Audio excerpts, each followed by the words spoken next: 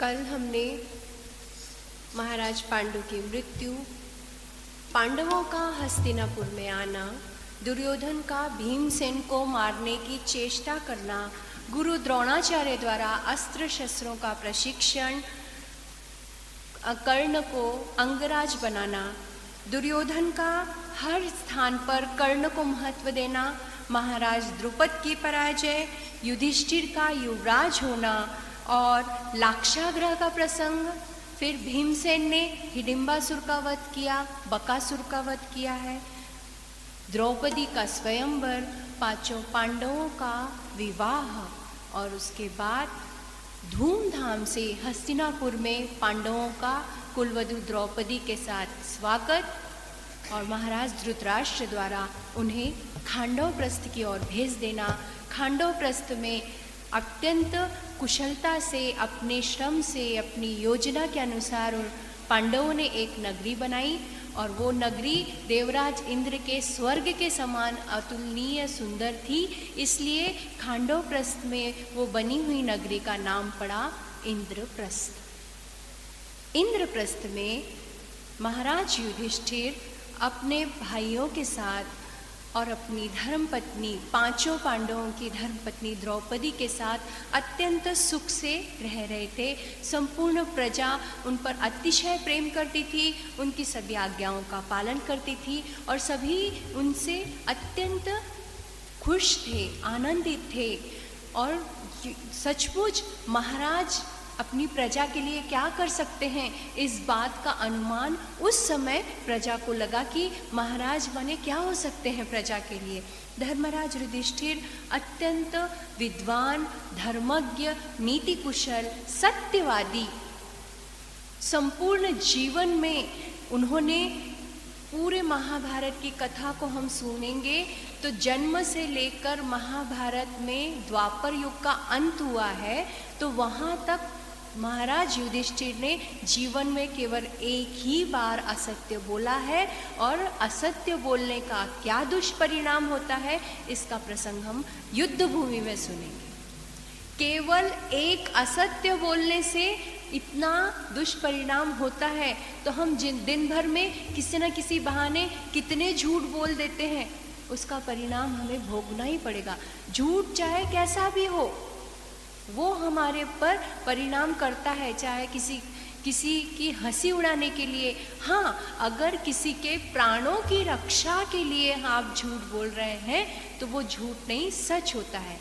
किंतु अगर आप उपहास में किसी को चिढ़ाने के लिए, किसी को सरप्राइज देने के लिए या किसी को आवश्यकता जहाँ नहीं है वहाँ पर बिल्कुल असत्य ना बोले। असत्य हमारे जीवन में बहुत सारे पाप जीवन में जमा करते जाता है।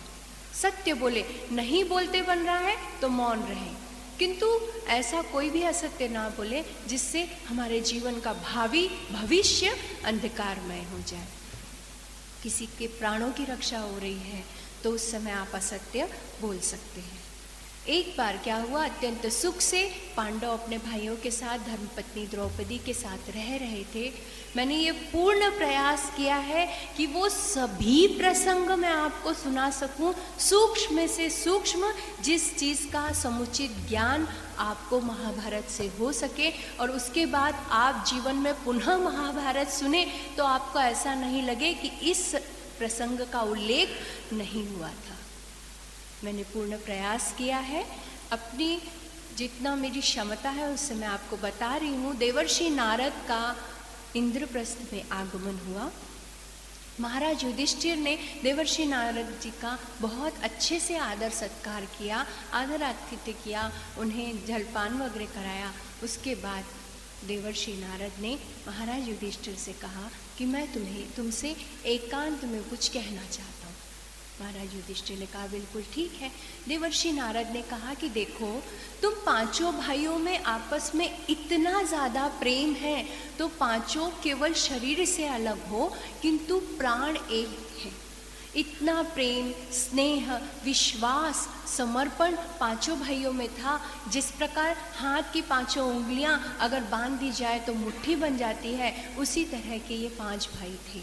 देवर्षि नारद ने कहा कि एक बात ध्यान में रखो, तुम पांचों पांडवों में आपस में बहुत अच्छे से प्रेम है, किंतु तुम्हारी धर्म पत्नी एक है। धर्म पत्नी के कारण तुम में किसी प्रकार का मतभेद ना हो, इसलिए कोई ऐसा नियम निर्धारित कर लो जिससे तुम्हारी धर्म पत्नी के ऊपर सभी का समान अधिकार है। तुम सभी इसके पति हो तो सभी का समान अधिकार है, तो ऐसा कोई नियम निर्धारित कर लो जिससे तुम पांचों में कोई कलह उत्पन्न ना हो। धर्मराज युधिष्ठिर ने कहा कि देवर्षि आप बिल्कुल सत्य कह रहे हैं। देवर्षि नारद ने महाराज युधिष्ठिर को बहुत आशीर्वाद दिए और वहाँ से उन्होंने प्रस्थान किया। महाराज युधिष्ठिर ने आकर पांडवों को ये बात बताई, सभी ने उनकी बात मानी और सभी ने कहा कि हम सभी ये प्रतिज्ञा लेते हैं कि एक एक वर्ष तक हम एक पांडव 1 वर्ष तक द्रौपदी का पति होगा, और जब जिसकी वो पत्नी है 1 वर्ष तक, उसके अलावा अगर कोई भी अगर उनके कक्ष में जैसे युधिष्ठिर और द्रौपदी बैठी हुई है, उस एकांत में कोई भी दूसरा भाई वहाँ प्रवेश करेगा तो हम स्वयं को दंड देंगे, हम 12 वर्ष के लिए वन में चले जाएंगे। इसलिए उनकी एकांत को कोई भंग नहीं करेगा। द्रौपदी साधारण स्त्री नहीं थी, यज्ञ सेना थी, यज्ञ से उत्पन्न हुई थी, इसलिए मन में एक क्षण के लिए भी ये विचार मत लाइए कि द्रौपदी अपवित्र थी। इतनी पवित्र कि उसकी क्षमता, वो सती थी। श्लोक है, अहिल्या द्रौपदी सीता तारा मंदोदरी तथा पंचकन्या स्मरे नित्यम महापातक नाशनम। अहिल्या द्रौपदी सीता, तारा कौन? बलि की पत्नी। रामायण में सुग्रीव का जो भाई था बलि, उसकी पत्नी तारा, रावण की पत्नी मंदोदरी, ये सभी 5 कन्याएं इतनी श्रेष्ठ हैं कि ये 5 कन्याओं का अगर हमने सुबह स्मरण किया तो हमारे बहुत सारे महापाप नष्ट हो जाते। द्रौपदी का क्या नियम था आप सूक्ष्म रूप से सुनिए। केवल महाभारत ग्रंथ से मैंने अध्ययन नहीं किया है, पांचाली इस ग्रंथ से, मृत्युंजय कर्ण का चरित्र है उस ग्रंथ से, युगंधर श्री कृष्ण का चरित्र है उस ग्रंथ से, कर्ण का और एक चरित्र है राधेय उस ग्रंथ से, पांडव प्रताप जो पांडवों का चरित्र है उस ग्रंथ से, और महाभारत के 3 ग्रंथों से मैंने अध्ययन करके जो महत्वपूर्ण घटनाएं हैं आपको बता रही। द्रौपदी 1 वर्ष तक जिसकी भी पत्नी रहती थी, वो 1 वर्ष व्यतीत होने के बाद अग्नि प्रज्वलित करती थी, उसमें अपने संपूर्ण शरीर को पावन बनाती थी, फिर दूसरी की पत्नी होकर 1 वर्ष तक रहती थी। इतनी पवित्र थी। 1 वर्ष होने के बाद वो अग्नि में प्रवेश करके अपने पूर्ण काया को फिर से पावन बनाती थी। और इस तरह इसीलिए 5 कन्याओं में उसका नाम आता है। सभी ने ये निर्धारित कर लिया कि 1 वर्ष तक वो 1 पांडवों के साथ रहेगी, और कोई अगर उस कक्ष में प्रवेश करता है तो वो 12 वर्ष के लिए वन में चला जाएगा। पांडव नियमबद्धता से रहने लगे, अपने पराक्रम कौशल्य से उन्हें सभी राजाओं को एक विशेष छाप छोड़ी। द्रौपदी भी उनके अनुकूल रहती, उनकी सेवा भाव करती, सभी कुछ करती। एक बार एक दीनहीन ब्राह्मण दौड़ते हुए इंद्रप्रस्थ में आया, उसकी गौवें जो होती है गायें, उसे एक क्रूर राक्षस ले जा रहा था। वो दौड़कर आया, शूद्र लुटेरे थे, राक्षस प्रवृत्ति के थे, तो वो ले जा रहा था। तो पांडव, वो जो ब्राह्मण है, दौड़कर आया और दौड़कर उसने अर्जुन से कहा कि मेरे जो गोधन है यही मेरी सबसे बड़ी संपत्ति है, और वो एक शूद्र लुटेरा लेकर जा रहा है, उसके अलावा मेरी और कोई संपत्ति नहीं है, आप मेरी गोधन की रक्षा कीजिए, बचाइए। अर्जुन ने कहा, मैं सक्षम हूँ, समर्थ हूँ, रक्षा तो कर सकता हूँ, किंतु एक बहुत बड़ी समस्या है। जहाँ पर मेरा गांडीव धनुष रखा है वहाँ पर महाराज युधिष्ठिर और द्रौपदी एकांत में बैठे हुए हैं। अगर मैं वहाँ जाता हूँ तो नियमबद्ध होगा, नियम टूट जाएगा, और नहीं जाता हूँ तो ब्राह्मण की गौओं का रक्षण कौन करेगा। ब्राह्मण ने कहा, अगर एक राजा अपनी प्रजा की रक्षा नहीं करता तो उसे राजा रहने का कोई अधिकार नहीं। उसने कहा कि क्या करना चाहिए। ऐसी दुविधा कि मेरा प्राथमिक कर्तव्य क्या है, मुझे क्या करना चाहिए। गौओं की रक्षा करना चाहिए, नियम तोड़ना चाहिए, कि 12 वर्ष में वन में रहने के डर से कक्ष में प्रवेश नहीं करना चाहिए। मेरा प्राथमिक धर्म क्या है। अर्जुन ने कहा, नहीं, मेरे साथ चाहे कितना भी कठोर मुझे दंड देना पड़े, मैं उस कक्ष में प्रवेश करूँगा। और अर्जुन ने कक्ष में बिना कोई आहत किए नीचे मुंडी झुकाकर प्रवेश किया और धनुष ले लिया। द्रौपदी घबरा गई, क्योंकि अर्जुन से द्रौपदी का विशेष प्रेम था, उसने स्वयंवर में उसे जीता था। ने कहा कि आर्य, ये क्या किया आपने। अर्जुन शीघ्रता से उसने अपना गांडीव धनुष लिया और वो बाहर निकल गया। पीछा किया वो शूद्र लुटेरों का, बाणों की वर्षा कर दी और सारी गौएं सुरक्षित लाकर ब्राह्मण को दे दी। ब्राह्मण कृतकृत्य हो गया, उसने उपकार माना। और उसके बाद धर्मराज युधिष्ठिर के पास वो आया और उसने कहा, भ्राताश्री, मैंने नियम का उल्लंघन किया है तो मैं दंड लेने के लिए तैयार हूँ, आप मुझे दंड दीजिए। धर्मराज युधिष्ठिर ने कहा कि तुमने कोई अपराध नहीं किया, तुमने धर्म की रक्षा की है। किंतु वो भी असत्य था। अर्जुन ने कहा कि नहीं, मैंने धर्म की रक्षा की है किंतु नियम का उल्लंघन किया है, आप मुझे आज्ञा दीजिए, मैं 12 वर्ष तक वन में जाने को तैयार हूँ। प्रामाणिक रहना चाहिए जीवन में प्रत्येक मनुष्य को। वाणी पर विश्वास, सत्य पर विश्वास, अपने कर्तव्य पर विश्वास के साथ साथ प्रामाणिकता इतनी आवश्यक है। अगर हम जीवन में प्रामाणिक नहीं रहेंगे तो जीवन में रहने का कोई मतलब नहीं। तो फिर वैसे तो पशु भी जी लेते हैं, पशुओं में और हम में केवल एक ही भिन्नता है कि हम प्रामाणिक रह सके, प्रार्थना कर सके, सत्संग कर सके, अपनी बुद्धि को सत्य में लगा सके। इस बात को हमेशा हमने ध्यान रखना चाहिए। युधिष्ठिर ने कहा, नहीं, तुम्हें जाने की कोई आवश्यकता नहीं है। किंतु अर्जुन ने कहा, नहीं, मैंने नियम भंग किया है तो मुझे 12 वर्ष के लिए जाना है, मुझे आज्ञा दीजिए। 12 वर्ष के लिए अर्जुन चले गए वन में जाने के लिए। वेद वेद्यांग के मर्मज्ञ, अध्यात्म चिंतक, भगवत भक्त, त्यागी, ब्राह्मण, ये सब कथावाचक, वानप्रस्थ और भिक्षाजीवी उनके साथ चले हैं कि इस स्थान पर हम भी आपके साथ चलेंगे, हमारा तो ये रोज का काम है, तो वन में हम आपके साथ चलेंगे। और अर्जुन ने अत्यंत सैकड़ों वन, सरोवर, पुण्य तीर्थ, देश और समुद्र के दर्शन के, तीर्थ यात्रा की है अर्जुन ने। तीर्थ यात्रा का क्या महत्व होता है। हम केवल ईश्वर का दर्शन माने तीर्थ यात्रा नहीं है। आप महाभारत के प्रसंगों को सुनेंगे, 12 वर्ष का जो कालखंड था पांडवों का, वो आप सुनेंगे तो आपको समझ में आएगा तीर्थ यात्रा का क्या महत्व होता है। मंदिर में क्यों हमें शांति मिलती है, हमें उद्विग्नता क्यों नहीं रहती, क्योंकि वहाँ पर प्रत्यक्ष ईश्वर धर्म के रूप में विराजमान है। वहाँ के स्पंदन एकदम पावन होते हैं। वहाँ आकर मन में विचलता नहीं रहती, मन विचलित नहीं होता, मन पावन हो जाता है। हमें यहाँ आकर किसी से असत्य बोलने की, अपराध करने की इच्छा नहीं होती। अगर एक हत्यारा भी मंदिर में आ जाए तो उसे 100 बार उसमें विचार आता है कि मैं किसी की हत्या कैसे करूँ।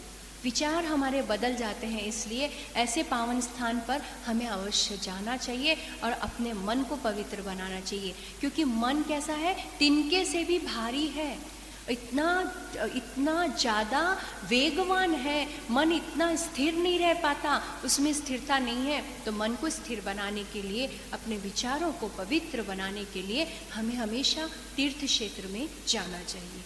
दक्षिणी समुद्र के उत्तर तटीय देशों को तीर्थों की यात्रा करके अर्जुन कहाँ गया, पश्चिमी समुद्र के तटवर्ती भाग में, वहाँ की तीर्थ यात्रा की। और तब वहाँ पे अर्जुन पहुँचा है प्रभास क्षेत्र में, जहाँ पर अर्जुन की भगवान श्री कृष्ण से पुनः भेंट हुई। अद्वितीय प्रसंग था जहाँ पर नर और नारायण की भेंट हुई। अर्जुन को श्री कृष्ण ने गले से लगा लिया और उन्होंने कहा कि चलो हम रेवतक पर्वत पर चलते हैं। रेवतक पर्वत पर भगवान श्री कृष्ण तो अंतर्यामी है, वो ईश्वर को क्या नहीं मालूम। वहाँ पर समुचित प्रबंध कर दिया गया था अर्जुन के रहने का, सभी का। कुछ दिनों तक भगवान श्री कृष्ण और अर्जुन रेवतक पर्वत पर रहे। उसके बाद दोनों द्वारका गए हैं। द्वारका में अर्जुन का भव्य दिव्य स्वागत किया गया। वहाँ के उपवन, महल, सड़कें सब कुछ सजा दी गई। अत्यंत द्वारकावासी सभी यादवों को अत्यंत प्रसन्नता हुई। भगवान श्री कृष्ण के मित्र हैं, सभी ने बहुत अच्छे से स्वागत किया। और अर्जुन के हाथों भगवान श्री कृष्ण ने संपत्ति का और रत्न संपत्ति, मणि माणिक इसका ब्राह्मणों को दान करवाया। वहाँ पर कौन था? वहाँ पर थी श्री कृष्ण की बहन सुभद्रा। सुभद्रा का विवाह भगवान श्री कृष्ण चाहते थे कि अर्जुन से हो, और बलराम जी चाहते थे कि उससे भी बलशाली, जो शक्ति में बलशाली हो उससे हो, यानी किससे? दुर्योधन से। भगवान श्री कृष्ण क्या है कि जिसके पास बल होता है ना, उसके पास बुद्धि थोड़ी सी कम होती है, ऐसा महाभारत बताता है। मैं किसी को नहीं बोलती, नहीं तो अगर यहाँ कोई बलशाली बैठा है तो वो बोलेगा कि मुझे बुद्धि कम है, अभी आके मेरे को बता देगा ना। तो भगवान श्री कृष्ण बहुत प्रयास कर रहे थे कि बलराम जी को बताएं तो कैसे। दुर्योधन से विवाह, क्या आपको दुर्योधन में कोई दुर्गुण नजर नहीं आते? दुर्योधन बलराम जी का शिष्य था। भीम से इनको मल्ल युद्ध विद्या सिखाई थी, और दुर्योधन को मल्ल युद्ध विद्या वगैरह सब सिखाई थी बलराम जी को। तो बलराम जी दुर्योधन से विशेष स्नेह करते थे। उन्हें उसकी शक्ति, उसका प्रदर्शन, उसका जो शौर्य वीरता वही अच्छी लगती थी। बाकी वो कैसा है उसके दुर्गुण नजर नहीं आते। बहुत सारे लोग ऐसे होते हैं कि हम अच्छे रहे ना तो दुनिया अच्छी है, हम अच्छे हैं तो दुनिया अच्छी है। दुनिया के बुरे लोग भी हमें अच्छे दिखते हैं। कि किसी सीमा तक रहना अच्छी बात है, लेकिन सामने वाले को पहचानो, वो आपका हित कर सकता है। अब भगवान श्री कृष्ण ने अर्जुन से कहा, अर्जुन, हाँ, राजा महाराजाओं के यहाँ स्वयंवर की प्रथा है। अर्जुन को कुछ समझ में नहीं आया। उन्होंने कहा, हाँ है, तुमने स्वयंवर में द्रौपदी को जीता है। तो अर्जुन ने कहा, हाँ जीता है, अब भी फिर से जीतना है। किसको जीतना है? मैं जो कहता हूँ वो तुम्हें कुछ करना ही नहीं है। जो करना है वो सब मैं करने वाला हूँ, और जो करना है वो मेरी बहन करने वाली है। तुमको कुछ करना नहीं है, तुमको चुपचाप जो जैसा जैसा होता जाता है वैसा वैसा करते जाना। उसने कहा, केशव, कोई मुसीबत तो खड़ी नहीं करने वाले हो ना? नहीं, चिंता मत करो, मेरे रहते तुम्हारे ऊपर कोई मुसीबत आए, कोई मुसीबत तुमसे टकराने से 100 बार पहले मुझसे टकराएगी, क्योंकि तुम मेरा रक्षा कवच हो, तुम मेरी आत्मा हो, तुम मेरे मित्र नहीं, तुम मेरे सब कुछ हो। कुछ नहीं करना है तुम्हें, जो करना है ना, मैं सब, निश्चिंत रहो।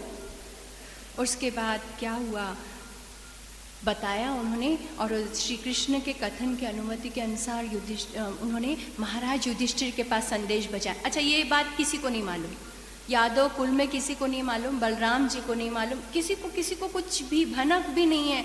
ये दोनों दिन भर रह रहे, और कभी भी श्री कृष्ण अगर कोई सेवक आता था तो श्री कृष्ण कहते थे, एकांत, हमें एकांत में रहना है। सेवक चला जाता था, हमें भूख नहीं है, हमें एकांत में रहना। ये बलराम जी कहते थे, क्या पट्टी पढ़ा रहा है अर्जुन को, जान दो, ये कान्हा जो भी करता है मेरे बस की बात नहीं है, इसके बारे में सोचना, जब वो कर लेगा तब समझ में आएगा। बलराम जी कहते थे कि मेरे को समझ में भी नहीं आता ये क्या करता है, जब वो कर लेगा ना तो मुझे समझ में आ जाएगा क्या करे, फिर दिख जाएगा तो मैं कुछ कर पाऊंगा तो कर पाऊंगा, नहीं तो कान्हा ने आज तक किसकी सुनी है। सिर्फ मैं नाम से बड़ा हूँ, वो दाऊ मुझे कहता है नाम से मैं बड़ा हूँ, बाकी सब तो वही करता है, वो जो करना है वो करने ही वाला है। एक दिन सुभद्रा रेवतक पर्वत पर पूजन करने के लिए गई। पर्वत की उसने 3 प्रदक्षिणा की, ब्राह्मणों ने मंगल वाचन किए श्री कृष्ण के आदेश के अनुसार, और सुभद्रा ने सुवर्ण रथ पे सवारी की, घोड़ों की लगाम ली, खींचा और वहाँ से निकली है, और अर्जुन को रथ में बिठा लिया, और वहाँ से वो कहाँ चले गए, हस्तिनापुर की ओर जाने लगे। इस द्वापर मतलब द्वारकावासी सभी यादव, ये क्या कर रहा है अर्जुन? अर्जुन सुभद्रा को ले गया, सुभद्रा हरण हो गया, सुभद्रा हरण हो गया। और सभी जन कहाँ पहुंचे? सुधर्मा सभा में।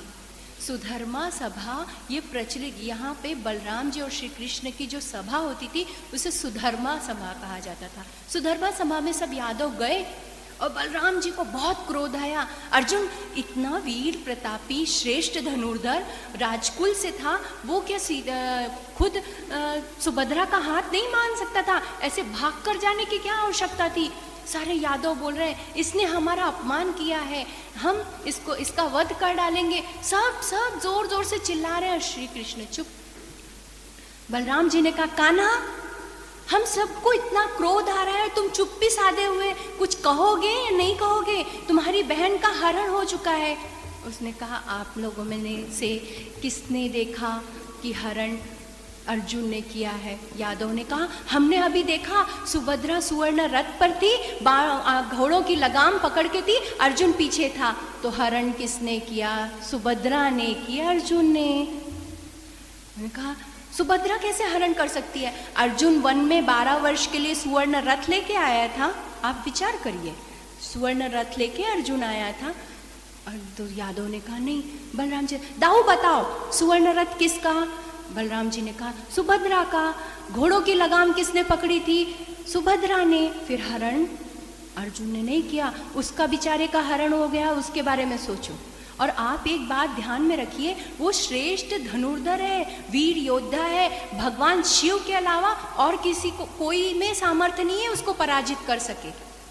जाके अपनी नाक कटानी है तो जाओ। तो बलराम जी ने कहा ठीक है, योद्धा है, सब कुछ है, वो मांग नहीं सकता था हाथ। बदाऊ आप उसका हाथ अर्जुन के हाथ में दे देते थे। हाँ सोचता था, उतने देर में वो भाग गई। तो फिर मैं क्या, आप देने वाले तो नहीं थे। सुभद्रा ये अच्छी तरह से जानती थी कि दाऊ मानने वाले नहीं है, फिर मैं ही अपना कर लूँ। वो सक्षम है।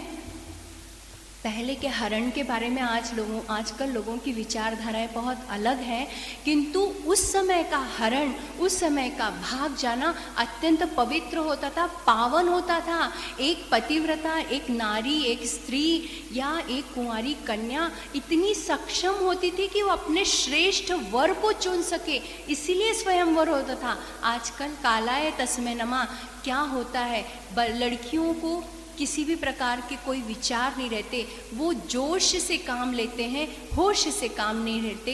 मेरे भी 2 बच्चे हैं, भविष्य मैं नहीं जानती, किंतु जोश से काम नहीं किया जाता। जीवन भर जिसके साथ रहना है उसके बारे में परख लो, उसके बाद निर्णय करो। सुभद्रा का हरण हो गया, यादव इतने जोश में आए थे सारी सेना को लेकर। बलराम जी से कहा श्री कृष्ण ने तो ऐसा कह दिया, फिर हम ये सेना का क्या करें? चुपचाप जाओ, रख लो, अब मेरे पास मत आओ, हो गया तो हो गया। तो फिर सेना ने कहा अब क्या करना चाहिए? स्वागत की तैयारी करो। और कर क्या सकते हैं? उनको बुला लो, स्वागत की तैयारी करेंगे हम। यदुवंशियों ने कहा कि अगर नहीं स्वागत किया तो बड़ी बदनामी होगी। एक ये इतनी यादव कुल की, अच्छा बहन एक ही बहन है दोनों भाइयों में, और यादव कुल की कन्या का विवाह हम अच्छे से नहीं करेंगे। तो भगवान श्री कृष्ण ने कहा दाऊ बताओ, अगर हमने अच्छे से विवाह वगैरह नहीं किया तो लोग हम पर हंसेंगे नहीं? तो बलराम जी को तब सब हाँ बिल्कुल हंसेंगे, सब तैयारी करते हैं। क्या करना है कान्हा तुम बताओ? नहीं सब हो गया है, आप सिर्फ देख लो क्या करना है, सब सारी तैयारी हो चुकी है। कान्हा तुम्हें सब कुछ मालूम था? नहीं मेरे को मालूम नहीं था, पर बहन की शादी की तैयारी, आपको चिंता नहीं है तो क्या हुआ, मेरे को तो चिंता है। श्री कृष्ण ने कहा मुझे तो चिंता है, आपको जो चिंता नहीं हुई तो क्या? सभी ने बुलाया अत्यंत धूमधाम से। अच्छा युधिष्ठिर कैसे? अच्छा बलराम जी जब सभी तैयारी कर रहे तो बलराम जी को लगा पांडव कैसे आ गए, युधिष्ठिर कैसे आ गया? बलराम जी ने कहा ये कैसे आ गया? अब विवाह है तो क्या भाई भी नहीं आएगा? पर इसको इतने जल्दी संदेशा कैसे भेजा? मैंने भिजवाया, पक्षी से भेजा, नहीं भिजवा दिया। छोड़ो ना, आप तैयारी करो। क्या कर रहे हैं आप? सोचो मत। कान्हा तेरी बातें मेरे बिल्कुल समझ में नहीं आती, प्रयास भी मत करो, समझने का प्रयास भी मत करो, आप कार्य करो। बाकी जो आपको ऐसा लगता है कि हमारे बारे में, हमारी कुल प्रतिष्ठा के विरुद्ध मैं कुछ करूँगा, नहीं कान्हा ऐसा तुम नहीं कर सकते, बस फिर काम करो, बाकी सोचो भी मत कि क्यों ऐसा हुआ, कैसे आ गया युधिष्ठिर। सारे पांडव आ चुके थे, वहाँ से अपार धन संपत्ति, अत्यंत धूमधाम से सुभद्रा और अर्जुन का विवाह हुआ है। उसके बाद उनको न्योता मिला, लेकिन आते साथ वो 12 वर्ष तक रहने वाले थे। अर्जुन आए, विवाह किया और पांडव चले गए, यहाँ उसके साथ नहीं रहे। 1 वर्ष तक अर्जुन और सुभद्रा द्वारका में रहे हैं। शेष अवधि वन में बिताने के बाद फिर उसके बाद वो कहाँ पहुँचे हैं, हस्तिनापुर पहुँचे हैं। आदर आतिथ्य से उनका स्वागत किया गया। और यहाँ पर द्रौपदी को 1-1 वर्ष के अंतराल में 5 पुत्र हुए हैं। अर्जुन और सुभद्रा से एक अत्यंत वीर गुणवान पुत्र हुआ है जिसका नाम है अभिमन्यु, जिसने महाभारत का इतिहास रचा है। और अभिमन्यु इतना वीर योद्धा था, भगवान श्री कृष्ण के बहन का लड़का। उसे भगवान श्री कृष्ण ने प्रशिक्षित किया था और सभी अस्त्र विद्या, शस्त्र विद्या, नीतियों का ज्ञान, संस्कारों का ज्ञान, ये सभी कुछ भगवान श्री कृष्ण ने उन्हें दिया था। पुल और दीवार, पुल होता है ना जिसके नदी के ऊपर जो बनाया जाता है, पुल और दीवार, ये दोनों को बनाने की सामग्री एक ही होती है, किंतु पुल जोड़ने का काम करता है और दीवार अलग करने का काम करती है। इसी तरह इंसान, सभी को ईश्वर ने सभी इंसानों को एक जैसा बनाया है, किंतु कौन कैसा व्यवहार करता है ये हमारे संस्कारों पर निर्भर है। हम में कैसे संस्कार पड़े हैं और हम में किसके साथ कैसा व्यवहार करना चाहिए। हमें पुल बनना है, संबंधों को जोड़ना है, प्रेम की प्रतिस्थापना करना है, या दीवार बनाना है, संबंधों में कटुता लानी है, संबंधों को तोड़ना है। ये हमारे संस्कारों पर, हमारे व्यवहार पर और हमारे विचारों पर निर्भर है। द्रौपदी के 5 पुत्र हुए हैं। युधिष्ठिर पुत्र प्रतिविंध्य, भीमसेन पुत्र सुत सोम, अर्जुन पुत्र श्रुत शर्मा, नकुल पुत्र शतानिक और सहदेव पुत्र श्रुतसेन। इस प्रकार प्रतिविंध्य, सुतसोम, श्रुतकर्मा, शतानिक और श्रुतसेन, ये 5 पुत्र प्रत्येक पांडव से हुए हैं द्रौपदी को। पुरोहित, राजपुरोहित, इंद्रप्रस्थ के राजपुरोहित धौम्य ऋषि थे। उन्होंने इनके साथ कर्म संस्कार किए, इन्हें अस्त्र शस्त्र विद्या का ज्ञान दिया और अच्छे से प्रशिक्षण कराया है। इसके पश्चात खांडव दाह की कथा आती है कि एक राजा थे, श्वेत की अत्यंत प्रसिद्ध राजा थे, बड़े यज्ञ प्रेमी, दाता और बुद्धिमान थे। उन्होंने अनेक यज्ञ किए। उन राजा ने महादेव की तपस्या की, महादेव को प्रसन्न किया और दुर्वासा ऋषि द्वारा बहुत महान यज्ञ करवाया। पहला यज्ञ उन्होंने 12 वर्ष तक किया, उसके बाद 100 वर्ष तक महायज्ञ किए। क्या हुआ, 12 वर्ष तक अखंड घी की धाराएं अग्निदेव को प्रवाहित होती गई, तो अग्निदेव का जो पाचन है वो बिगड़ गया। जब हम कुछ अति किसी चीज़ को खाते हैं, अति सेवन किसी भी चीज़ का गलत होता है। अति सेवन करने से, अखंड घी की धाराएं का सेवन करने से अग्निदेव की पाचन शक्ति बिगड़ गई। वो ब्रह्मदेव के पास गए, ब्रह्मदेव से प्रार्थना की, ब्रह्मदेव मैं क्या करूं जिससे, और क्या हो गया, उनका जो तेज था, उनका प्रकाश था वो क्षीण हो गया। पाचन शक्ति बिगड़ने से उनके जो दाह थी, उनका तेज था वो भी कम हो गया। ब्रह्मदेव से प्रार्थना की, ब्रह्मदेव ने कहा कि ऐसा करो, तुम खांडव वन को भस्म कर दो, जिससे तुम्हारी पाचन शक्ति ठीक हो जाएगी। ब्रह्मदेव से यह आज्ञा पाकर 7 बार अग्निदेव ने खांडव वन को जलाने का प्रयास किया, किंतु असफल रहे, क्योंकि वहाँ पर मैदानों की सत्ता थी। उन्होंने आकर भगवान ब्रह्मदेव को बताया कि मैंने 7 बार प्रयास किया किंतु खांडव वन को नहीं जला सका। ब्रह्मदेव ने कहा कि तुम एक काम करो, अर्जुन और भगवान श्री कृष्ण के शरण में जाओ, वो तुम्हें मार्ग दिखाएंगे। भगवान श्री कृष्ण और अर्जुन के शरण में अग्निदेव गए और भगवान श्री कृष्ण और अर्जुन ने कहा कि हम निश्चिंत रहिए, हम आपकी सहायता करेंगे। वहाँ मय दानव की सत्ता थी। मय दानव ने अर्जुन की शरण ली। अर्जुन ने उन्हें मय दानव को अभय वचन दे दिया कि आप सुरक्षित रहेंगे, आपको किसी भी प्रकार का कोई अहित नहीं होगा, नुकसान नहीं होगा।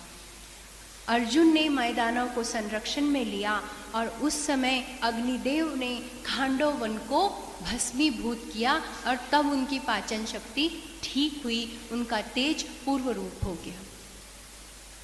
मय दानव अत्यंत प्रसन्न हुआ और इस कार्य को देखकर देवराज इंद्र अत्यंत प्रसन्न हुए और देवराज इंद्र ने अर्जुन को अत्यंत दिव्य अस्त्र और शस्त्र प्रदान किए। अर्जुन देवराज इंद्र के अंश रूप के अवतार हैं, जिसकी कथा मैंने आपको पहले दिन बताई थी कि इंद्रपुत्र है अर्जुन। अस्त्र शस्त्र प्रदान किए और भगवान श्री कृष्ण ने से कहा देवराज इंद्र ने, प्रभु मैं बहुत प्रसन्न हूँ, आप बताइए आपकी क्या इच्छा है, मैं आपको वो देने को तैयार हूँ। मुझ में कोई सामर्थ्य नहीं, किंतु आप बताइए, आज मैं देने को तैयार हूँ। भगवान श्री कृष्ण ने कहा कि अगर आप कुछ देना ही चाहते हैं, कोई शुभकामना, कुछ शुभाशीर्वाद देना ही चाहते हैं, तो केवल एक कार्य करिए कि जीवन भर जब तक मैं इस संसार में हूँ, मेरी और अर्जुन की मैत्री कभी कम ना हो, हम दोनों में किसी प्रकार का कोई भेद ना आए और हम दोनों एक दूसरे से श्वास और प्राण की तरह अलग ना हो पाए। भगवान देवराज इंद्र प्रसन्न हुए और भगवान देवराज इंद्र ने कहा कि प्रभु आपकी इच्छा पूर्ण होगी। मयासुर अर्जुन के साथ श्री कृष्ण के समीप बैठे हुए थे। मयासुर ने कहा कि अर्जुन बताइए, आपने मेरी रक्षा की है, आपने मेरी सहायता की है, मैं आपकी क्या सेवा करूं? अर्जुन ने कहा कि मैंने किसी अपेक्षा से आपकी सहायता नहीं की थी, मुझे कुछ भी नहीं चाहिए। अगर आप कुछ देना ही चाहते हैं तो आप प्रभु से पूछिए, उन्हें कुछ चाहिए है तो आप प्रभु से पूछिए। मयासुर भगवान श्री कृष्ण के पास गए और भगवान श्री कृष्ण से कहा कि आज आप दोनों ने मेरी प्राण रक्षा की है, मैं आपकी सेवा करना चाहता हूँ, बताइए मैं क्या करूँ? श्री कृष्ण ने कहा मुझे किसी बात की आवश्यकता नहीं, किंतु आप कुछ करना ही चाहते हैं तो धर्मराज युधिष्ठिर के लिए इतनी दिव्य सभा बनाइए, क्योंकि हस्तशिल्पी थे मयासुर, अत्यंत कुशल शिल्पकार थे मयासुर। तो इतनी दिव्य सभा बनाइए जिस सभा का निर्माण आज तक नहीं हुआ होगा। देवताओं, मनुष्यों और असुरों में भी जितना भी संपूर्ण कला कौशल है, उस सभी चीज़ों का समावेश उस सभा में हुआ हो। भगवान श्री कृष्ण की आज्ञा पाकर मयासुर को अत्यंत प्रसन्नता हुई और मयासुर ने एक दिव्य सभा बनाने का निश्चय किया। कुछ दिन भगवान श्री कृष्ण के अर्जुन के साथ रहे, फिर उन्होंने द्वारका की ओर प्रस्थान कर दिया। भगवान श्री कृष्ण के जाने पर मयासुर ने अर्जुन से कहा कि प्रभु तो चले गए हैं, परंतु वीरवर अर्जुन, मेरी एक इच्छा है, मैं कैलाश के उत्तर में मैनाक पर्वत पर जाना चाहता हूँ। वहाँ पर मैंने एक मणिमय पात्र बनाया है और जहाँ पर रत्न मंडित एक सशक्त गदा रखी हुई है। अद्वितीय है वो गदा, अतुलनीय है, लाखों गदाओं में सर्वश्रेष्ठ है, जो मैं भीमसेन को देना चाहता हूँ। उसी प्रकार वहाँ पर अत्यंत सुंदर देवदत्त शंख है, जो मैं आपको प्रदान करना चाहता हूँ। और मणिमाणिक्य और अत्यंत सुंदर मूल्यवान वहाँ पर आभूषण है, जो मैं लेकर आना चाहता हूँ। और उससे मैं ये सभा का पूर्ण जो सभा है इसका निर्माण मैं करूँगा। और ऐसा कहकर मयासुर गए हैं कैलाश के उत्तर की ओर मैनाक पर्वत पर। वहाँ पर जाकर उन्होंने वो अतुलनीय स्वर्ण गदा उठाई, गदा लेकर आए, देवदत्त शंख लेकर आए। गदा भीमसेन को प्रदान की गई। देवदत्त शंख अत्यंत अद्वितीय तेजस्वी था, जिस शंख की ध्वनि से पूरे ब्रह्मांड में को प्रतिध्वनित करता था। इतना सुंदर उसकी ध्वनि थी। ये शंख अर्जुन को दिया और उसके बाद सभा का निर्माण किया। सभा कितनी बड़ी थी? 10,000 हाथ लंबी और उतनी ही चौड़ी ये सभा थी, मय सभा। 10,000 हाथ लंबी और उतनी ही चौड़ी। 8,000 किंकर राक्षसों ने उस सभा की रक्षण करते थे। वहाँ पर मयासुर ने ये बताया था, मणिमय रत्न युक्त सीढ़ियाँ थी, साधी सीढ़ियाँ नहीं थी। जो सभी सीढ़ियाँ थी उसमें मणिमय रत्न लगे हुए थे। वायु के स्पर्श से तरंगायमान थी वो सीढ़ियाँ। और इतनी सुंदर सभा कि कितने भी बड़े बड़े नरपति क्या होते थे, ऐसा प्रतीत होता था। आप सभी ये बातों को ध्यान से सुनिए, पुनः उल्लेख मैं नहीं कर पाऊंगी। जहाँ पर ऐसा लगता था कि जल है, पानी है, वहाँ पर पानी नहीं होता था, वो भूमि थी। और जहाँ पर ऐसा लगता था कि ये भूमि होगी, वहाँ पर जल था। जहाँ पर ऐसा लगता था कि ये बाहर जाने का मार्ग है, तो वहाँ पर दीवाल होती थी। और जहाँ पर ऐसा लगता था कि ये दीवाल है, वहाँ पर बाहर जाने का मार्ग था। सुंदर सुंदर तालाब जिसमें असंख्य पक्षी, कमल, हंस, सारस, चकवा, चकवी खेलते रहते थे। इस दिव्य सभा का निर्माण मयासुर ने केवल 14 माह में किया था। 14 माह में उसने इतनी सुंदर सभा, जो किसी देवता के पास नहीं, असुर के पास नहीं, किसी के भी पास नहीं, इतनी सुंदर सभा। धर्मराज युधिष्ठिर ने शुभ मुहूर्त पर 10,000 ब्राह्मणों को फल, मूल, कंद मूल, फल, खीर वगैरह खिलाकर ब्राह्मणों का आदर आतिथ्य किया और उनको अनेक वस्त्र, आवश्यक सामग्री देकर तृप्त करके 1,000 गौओं का दान एक एक ब्राह्मण को किया है। उसके बाद ब्राह्मणों ने पुण्यवाचन किया। अत्यंत सुव्यवस्थित ढंग से देवताओं का पूजन हुआ।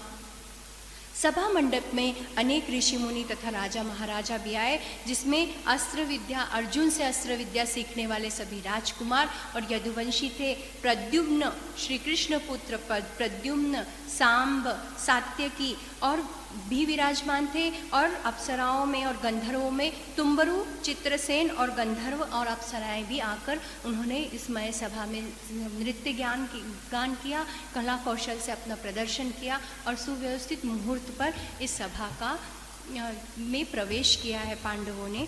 अनेक ऋषि वहाँ पर आए और जहाँ पर आए पुनः देवर्षि नारद अपने ऋषियों के साथ आए, वहाँ पर उपस्थित हुए। देवर्षि नारद की महिमा अपरंपार है।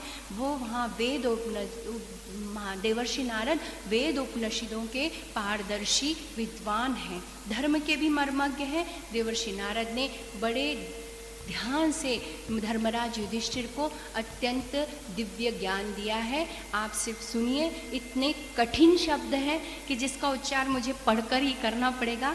सब धर्मों के मर्मज्ञ राजा युधिष्ठिर को देवर्षि नारद ने आगमन पर अत्यंत आनंद हुआ और उन्होंने बताया कि एक बात ध्यान में रखना युधिष्ठिर, एक राजा के 6 गुण होने चाहिए। कौन से 6 गुण? व्याख्यान शक्ति, वीरता, मेधावीपन, परिणाम दर्शिता, नीति निपुणता, विवेक युक्त कर्तव्य परायणता। ये 6 गुण एक राजा में होने चाहिए। और ये 6 गुण प्राप्त करने के 7 उपाय हैं। कौन से 7 उपाय? मंत्र, औषधि, इंद्रजाल, साम, दाम, दंड, भेद। ये 7 उपाय हैं। और हम 14 दोषों पर दृष्टि रखिए। ये 14 दोष मानव में होते हैं और ये 14 दोषों पर हमेशा दृष्टि रखिए। कौन से 14 दोष? नास्तिकता, झूठ, क्रोध, प्रमाद, दीर्घसूत्रता, अज्ञानियों का संग, आलस्य, इंद्र परवशता, मात्र अर्थ चिंतन, मूर्खों की सलाह, टालम टोल, सलाह गुप्त न रखना, समय पर उत्सव न होना और एक साथ कई शत्रुओं पर चढ़ाई। एक राजा ने कभी भी एक साथ कई शत्रुओं पर चढ़ाई नहीं करनी चाहिए। एक बार में एक ही शत्रु का सामना करो, परिस्थिति ऐसी बन गई तो उस समय तो उसने करना चाहिए, किंतु एक साथ कई शत्रुओं पर अगर चढ़ाई करते हैं तो पराजय हाथ लगेगी। इन दोषों से बचे। धर्मराज युधिष्ठिर ने कहा कि अपने राज्य के 7 अंग होते हैं। कौन से 7 अंग? स्वामी, मंत्री, खजाना, राष्ट्र, दुर्ग, मित्र और पुरवासी। ये 7 अंग होते हैं। ये सभी शत्रुओं से मिले हुए ना हो। अगर तुमको कुशल राजा बनना है तो इन बातों पर ध्यान रखिए। आपके ही समान आपके जो मंत्री स्वामी हो वो कैसे हो, ज्ञान वृद्ध, पुण्यात्मा, समझदार, कुलीन और प्रेमी होने चाहिए। हमारे विजय का मूल, हमारे विजय की गोपनीयता उसमें हो और हम शास्त्रज्ञ मंत्री और विचारों को और संकल्पों को सुरक्षित रखते हो। इसके अलावा देश की रक्षा करना है तो आचार्य कैसे होने चाहिए, धर्मज्ञ, सर्वशास्त्रों में निपुण होने चाहिए। सेनापति कैसे होने चाहिए, तेजस्वी, वीर, बुद्धिमान, धैर्यशाली, पवित्र, कुलीन और स्वामी भक्त सैनिक अगर होंगे तभी वो राजा यशस्वी होता है। अत्यंत धर्म की, नीति की बहुत सुंदर बातें बताई। इसके अलावा वैद्य कैसे होने चाहिए, अष्टांग चिकित्सा में निपुण, हितैषी, प्रेम एवं शरीर की समुचित देखरेख करने वाले होने चाहिए, तभी हमारा राज्य सुरक्षित रह सकता है। हमारे राज्य के कोई भी नागरिक में कोई रोग नहीं रहेगा।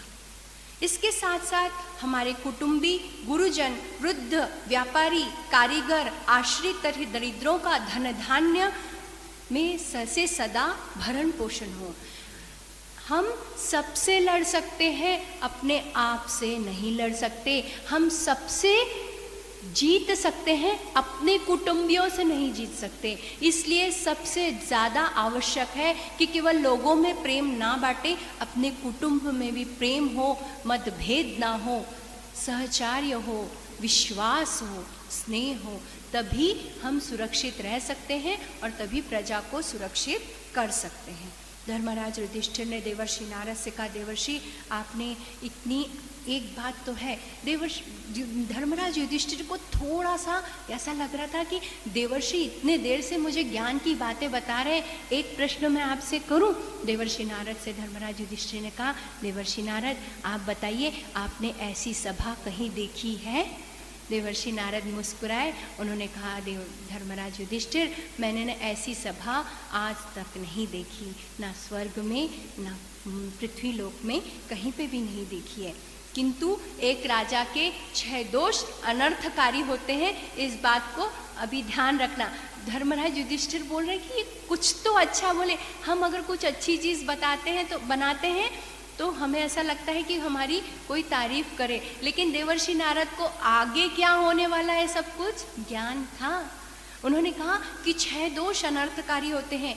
कौन से? निद्रा, आलस्य, भय, क्रोध, मृदुता और दीर्घसूत्रता। ये सभी तुम में बिल्कुल नहीं है तो भी तुम पृथ्वी को जीतने में समर्थ हो। सबसे महत्वपूर्ण बात मैं अब तुम्हें बता रहा हूँ कि तुम में सभी अच्छे गुण हैं, तो तुम राजसूय यज्ञ क्यों नहीं करते? तुम्हें अवश्य करना चाहिए। आप अब मुझे अनुमति दीजिए, मैं श्री कृष्ण से मिलने द्वारका जा रहा हूँ। सब कुछ देवर्षि नारद ने बता दिया और उन्होंने कहा कि अब मुझे अनुमति दीजिए। बेचारे धर्मराज युधिष्ठिर के मन की बात मन में ही रह गई। देवर्षि नारद ने इतनी सुंदर ज्ञान की बातें बताई, किंतु यही बताया कि ये ऐसी सभा मैंने नहीं देखी, पर अच्छी है या बुरी, ऐसा कुछ भी नहीं बताया। धर्मराज को मालूम था कि इतनी सुंदर है, अच्छी है, पर अच्छी होने के बाद भी हम क्या अपेक्षा करते हैं? सामने वाला भी अच्छा कहे। क्यों अपेक्षा करना? अपेक्षा कभी नहीं करना चाहिए। जहाँ अपेक्षा है वहाँ दुख है।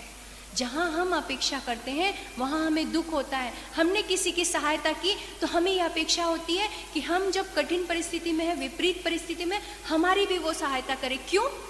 तुमने उस समय इसलिए उसकी सहायता की थी, तुम्हारे मन में स्वार्थ था। स्वार्थ पूर्ण सेवा, स्वार्थ पूर्ण सहायता हमेशा दुखदायी होती है। इसलिए अपेक्षा करके कोई भी कार्य ना करें, तभी हम जीवन में सुखी रह सकते हैं। अब उन्होंने बताया कि राजसूय यज्ञ तुम क्यों नहीं करते?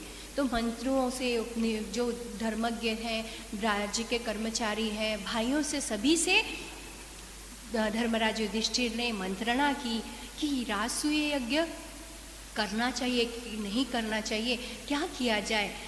देवर्षि नारद ने तो कह दिया है कि मैं समर्थशाली हूँ, मुझ में वो सभी गुण हैं, किंतु धर्मराज युधिष्ठिर को कभी अहंकार नहीं हुआ। इस बात को आप हमेशा ध्यान में रखिए, अहंकार हमारा विनाश करता है।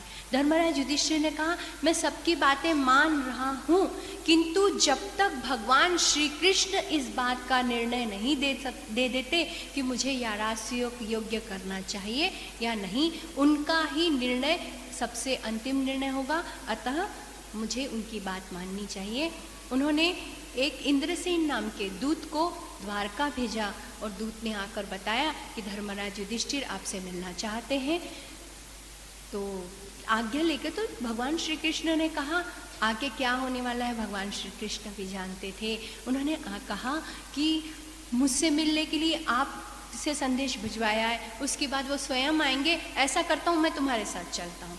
और इंद्रसेन दूत के साथ भगवान श्री कृष्ण रवाना हुए, हस्तिनापुर में आए और धर्मराज युधिष्ठिर से वो मिले। उसके बाद उनकी क्या मंत्रणा हुई, आगे क्या हुआ, हम आगे सुनेंगे।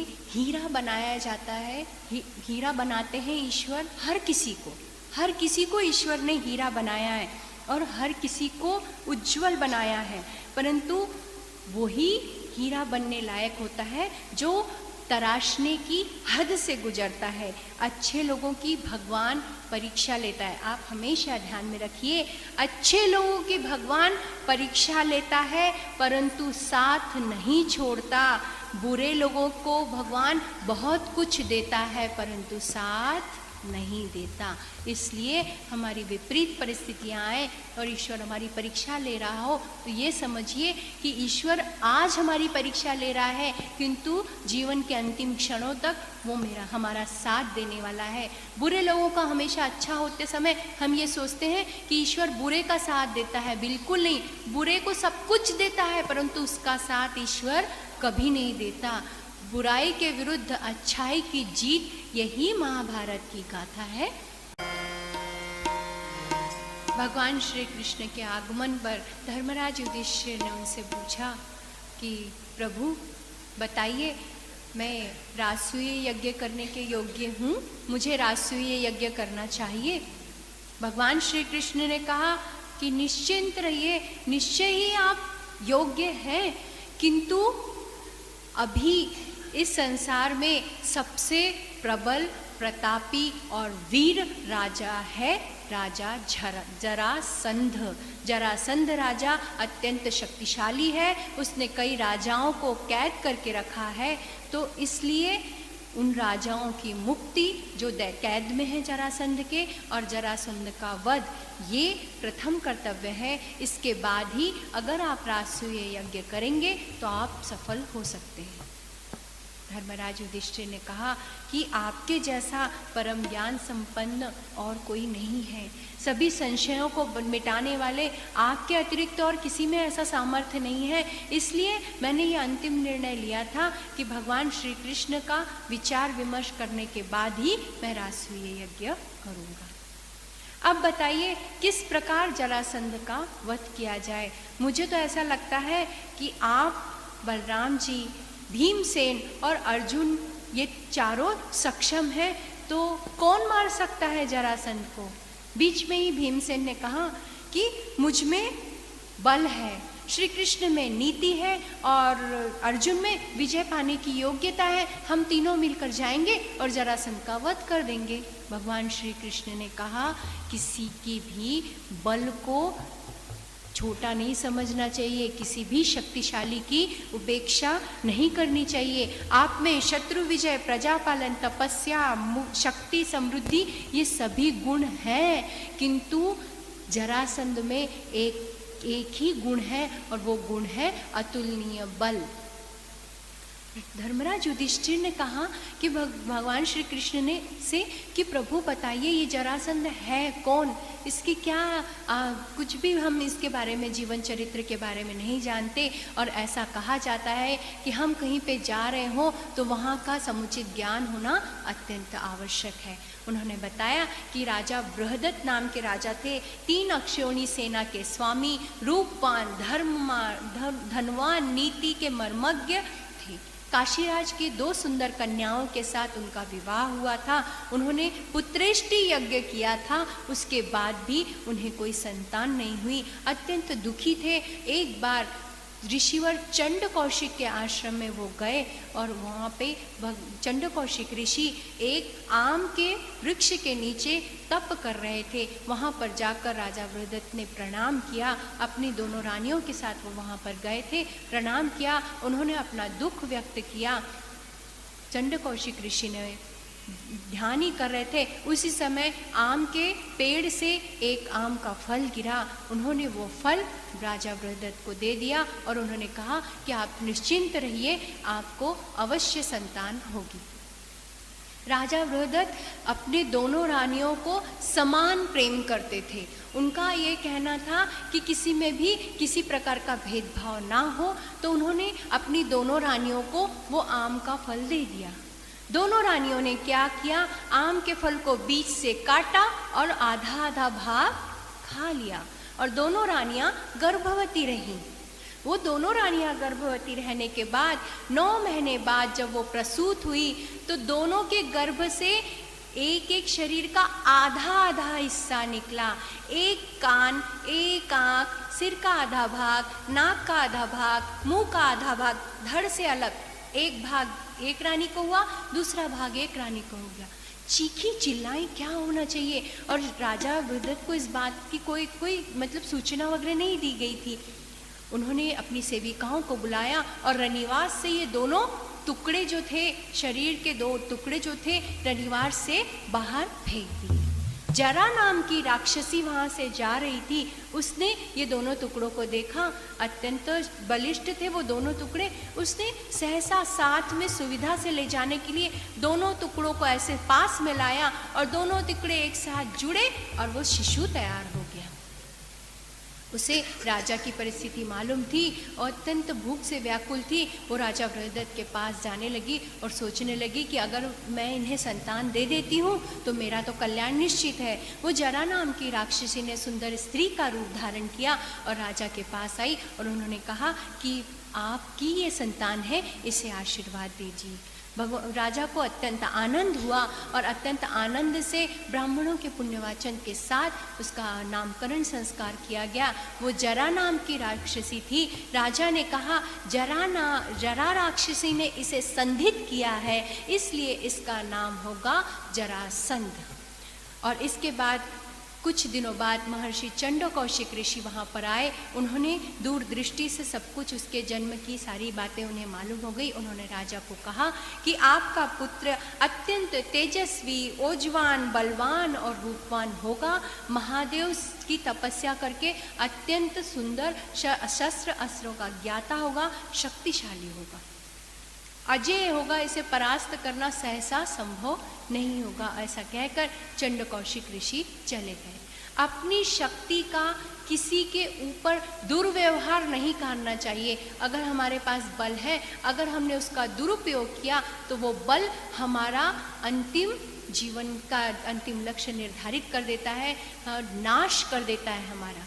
जरासंध ने क्या किया, उस बल से क्या कहा कि केवल बल आवश्यक नहीं है, जीवन में केवल बल आवश्यक नहीं है, नीति से मारना चाहिए। भगवान श्री कृष्ण ने कहा भीमसेन से, हम जरासंध के पास जा रहे हैं, यहाँ पर बल से काम नहीं होगा, युक्ति से काम करना पड़ेगा। बलवान था, उसने बलात् सभी राजाओं को अपने कैद में कर लिया, बंदी गृह में डाल लिया और उनसे वो सेवा करवाता था, उनसे जबरदस्ती सेवा करा के यज्ञ कराता था।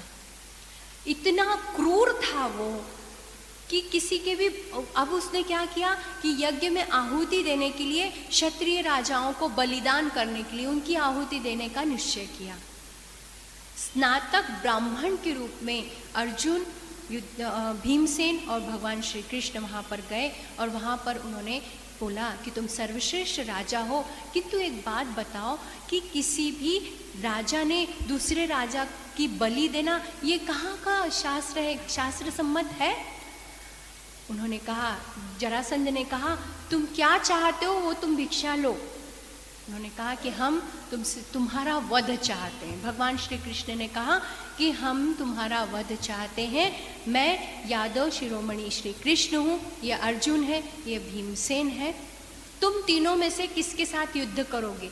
तुम चयन करो, वो तुम्हारे साथ युद्ध करेगा। जरासंध ने कहा, शक्तिशाली कि किसी शूरवीर के साथ ही युद्ध करता है, मुझे आपसे भी युद्ध नहीं करना, अर्जुन से भी युद्ध नहीं करना। मैं मल्ल युद्ध में प्रवीण हूँ, बलशाली हूँ, शक्तिशाली हूँ, तो मैं भीमसेन के साथ युद्ध करूँगा। कार्तिक कृष्ण प्रतिपदा से 13 दिन तक लगातार युद्ध चला। थक जाते थे भीमसेन, किंतु युद्ध समाप्त नहीं हुआ। 14वें दिन भीमसेन ने श्री कृष्ण की ओर देखा। श्री कृष्ण ने एक लकड़ी ली, उसको बीच में से चीरा, इस लकड़ी का इस भाग को इधर फेंका, इस लकड़ी के इस भाग को इधर फेंका। भीमसेन ने वैसा ही किया, जरासंध को पकड़ा पैर से, बीच में से फाड़ डाला, इस भाग को इधर फेंका, इस भाग को इधर फेंका और जरासंध का वध हो गया। जरासंध का वध हुआ। थके हारे पसीने से लथपथ भीमसेन ने कहा, 13 दिन से भूखा प्यासा भीम और भूखा प्यासा 13 दिन से युद्ध कर रहा है केशव, ये बात आप 13 दिन पहले नहीं बता सकते थे? भीमसेन ने कहा, से श्री कृष्ण ने कहा, तुम 13 दिन पहले मेरी तरफ नहीं देख सकते थे? दोष किसका? दोष किसका? ईश्वर क्या कहते हैं? भगवान से हम याचना करते हैं, प्रार्थना करने के लिए जाते हैं, तो भगवान को देखना भी नहीं चाहते। 2 मिनट दर्शन करने के लिए आएंगे, मंदिर में आएंगे, भगवान की मूर्ति में क्या साज श्रृंगार है, उनका रूप सौंदर्य कैसा बनी, नमस्कार किया, प्रदक्षिणा की, दुनिया की संसार की बातें, क्या आवश्यकता है? भगवान के पास 5 मिनट खड़े रहने को तैयार नहीं, भगवान की तरफ दृष्टि रखने को तैयार नहीं, और भगवान हमारा सब कुछ करे। भगवान ने केवल तुम आपका ठेका लेके नहीं रखा है ना, भगवान को बहुत सारे काम है। भगवान ने भीमसेन से कहा कि 13 दिन पहले तुमने मेरी तरफ देखा नहीं, मेरा दोष नहीं है। अत्यंत उत्कृष्ट भूमिका निभाई है भगवान श्री कृष्ण ने महाभारत में। कर्म तुमको करना है, मैं फल देने वाला नहीं हूँ। जब तक तुम कर्म नहीं करोगे, मैं फल देने वाला नहीं हूँ। मेरी तरफ ध्यान रखो और कर्म करो, ध्यान मेरी ओर रखो, और उसके बाद तुम कर्म करोगे, तब तुम्हें फल मिलेगा। भीमसेन ने कहा, ये बात तो ठीक है, अभी तक क्या था, 13 दिन तक उसे अपनी शक्ति पर अहंकार था, मैं मार सकता हूँ, जरासंध को मारना कौन सी बड़ी बात है। किंतु भगवान श्री कृष्ण की वो बात भी वो भूल गया कि शक्ति से नहीं, युक्ति से काम लेना है। जैसे ही जरासंध को किसी भी तरह से मारता था, उसके 2 भाग जुड़ जाते थे, कितने भी जोर से फेंकता था, उसके 2 टुकड़े हो जाते थे, फिर जुड़ जाते थे। किंतु दिशा विहीन उसके शरीर को करना था, ये बात भीमसेन को मालूम नहीं थी। ये बात भगवान श्री कृष्ण ने बताई, इस भाग को इधर फेंका, इस भाग को इधर फेंका, और जरासंध का वध हो गया। जरासंध का पुत्र था सहदेव, उसका राज्याभिषेक किया, राज तिलक किया, और उसके बाद वहाँ से उन्होंने विदा ली और धर्मराज युधिष्ठिर के पास आए। अत्यंत सुंदर उपहार भेंट दिए सहदेव ने, जरासंध पुत्र सहदेव ने, और सभी भगवान श्री कृष्ण ने स्वीकार किए। धर्मराज युधिष्ठिर के पास आए और बोले, सत्य निष्ठा, प्रजापालन, अनुराग और शत्रु संहार में तुम निपुण हो, अब तुम राजसूय यज्ञ कर सकते हो। जरासंध का वध हो चुका है और सभी राजाओं को ये बताया, सभी राजाओं को छुड़वाया और सभी राजाओं को बताया कि आप सभी को धर्मराज युधिष्ठिर के राजसूय यज्ञ में उनकी सहायता करनी है। और इस प्रकार सभी से लेकर सब बहुत बड़ा था राजसूय यज्ञ, उसका आयोजन किया गया। सहदेव को कहाँ भेजा गया? द्वारका में। बाकी सभी को लाने के लिए, भगवान श्री कृष्ण तो यहाँ थे, सभी बलराम जी को, बाकी सभी को लाने के लिए द्वारका भेजा गया। हस्तिनापुर नकुल को भेजा गया। भीष्म पितामह, कृपाचार्य, आचार्य द्रोणाचार्य, धर्मराज युधिष्ठिर, बाकी सभी संबंधियों को इस राजसूय यज्ञ में लेकर आए और इस प्रकार यज्ञ प्रारंभ हुआ। दुशासन को भोजन संबंधी पदार्थों की देखभाल करने के लिए नियुक्त किया गया। गुरुपुत्र अश्वत्थामा को ब्राह्मणों की सेवा शुश्रूषा के लिए नियुक्त किया गया। गुरु भीष्म पितामह, गुरु द्रोण जो थे, ये सभी कार्यों और कर्मचारियों का निरीक्षण करने के लिए नियुक्त किए गए। कृपाचार्य जी सोना, चांदी और रत्नों की देखभाल करने के लिए और खर्च करने के लिए आए। धर्म के मर्मज्ञ महात्मा विदुर सभी नीतिपूर्ण बातों में दक्ष थे, इसलिए सभी नीतियाँ कैसी होनी चाहिए, नियोजन कैसा होना चाहिए, ये सब बातों के लिए नियुक्त किए गए।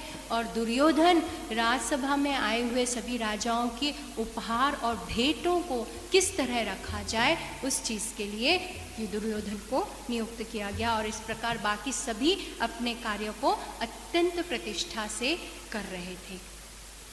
जब दुर्योधन को काम देना था तो पांचों पांडव बहुत विचलित थे, दुर्योधन को कौन सा काम दिया जाए, ये कोई घपला अवश्य करेगा, दुर्बुद्धि है, अभी तक हमें आहत पहुंचाई है, यह अवश्य कुछ ना कुछ गलत कार्य करेगा, तो इसे ऐसा कौन सा काम दिया जाए। धर्मराज युधिष्ठिर ने कहा कि हमने भगवान श्री कृष्ण की सहायता से ये सब कार्य किया है, तो हमें भगवान श्री कृष्ण से ही पूछना चाहिए कि उसे किस बात के लिए लिया जाए। भगवान श्री कृष्ण ने कहा कि दुर्योधन के हाथ में वो शक्ति है कि जो भी वो लेगा वो दुगना हो जाएगा। अगर राजकोष में वो धन रखता है, कोई भेंट वस्तु स्वीकार करता है, तो वो टिकी रहेगी, दुगना हो जाएगा। क्योंकि उसके दाहिने हाथ में एक मछली थी, मछली का स्वरूप था। ऐसा ज्योतिषियाँ बताते हैं कि जिसके हाथ में वो ऐसा चिन्ह है, उसके हाथ में वो शक्ति होती है कि जो भी कार्य करे वो दुगना हो जाता है। तो भगवान श्री कृष्ण ने कहा कि उसे इस बात के लिए नियुक्त करो, हाँ, लेकिन उसकी शक्ति राजसूय यज्ञ होने तक रहे, उसके बाद वो शक्ति चले जाए, उसका उपाय मैं तुम्हें बताता हूँ। हमेशा ध्यान में रखिए, किसी भी दीपक की ज्योति को इस उंगली से आगे नहीं करना चाहिए, कभी नहीं। हमारी धन की संचय की शक्ति, हमारा ऐश्वर्य चला जाता है और इससे ब्रह्म हत्या का पाप लगता है। अगर आपके पास कुछ नहीं है तो माचिस की काड़ी लीजिए और उससे सरकाइए, या फिर अगरबत्ती लेकर सरकाइए, लेकिन किसी भी दिए की ज्योति को इस उंगली से, ये शनि की उंगली है, इस उंगली से आगे नहीं करना चाहिए, ब्रह्म हत्या का पाप लगता है और हमारी जो शक्ति है, ऐश्वर्य है, वो क्षीण हो जाता है। भगवान श्री कृष्ण ने कहा उसे इस चीज़ के लिए नियुक्त करना। और एक बात करना, जब वो ध्यान में बैठे, पूजन में बैठे, तो दीपक में तेल कम डालकर रखना। और सभी सेवकों को यह आज्ञा दे दो कि अगर वो चिल्लाए, पुकारे, तो भी दीपक में तेल डाला ना जाए। और वो दीपक बुझने के डर से अपनी इस उंगली से जोत आगे करेगा और उसके हाथ का जो मत्स्य का जो चिन्ह है वो चला जाएगा। और उसकी जो ये संपन्नता, ये कला है कि वो जो भी चीज़ लेता है वो दुगनी हो जाती है, वो समाप्त हो जाएगी। वैसे ही धर्मराज युधिष्ठिर ने कहा, क्यों किया भगवान श्री कृष्ण ने ऐसा?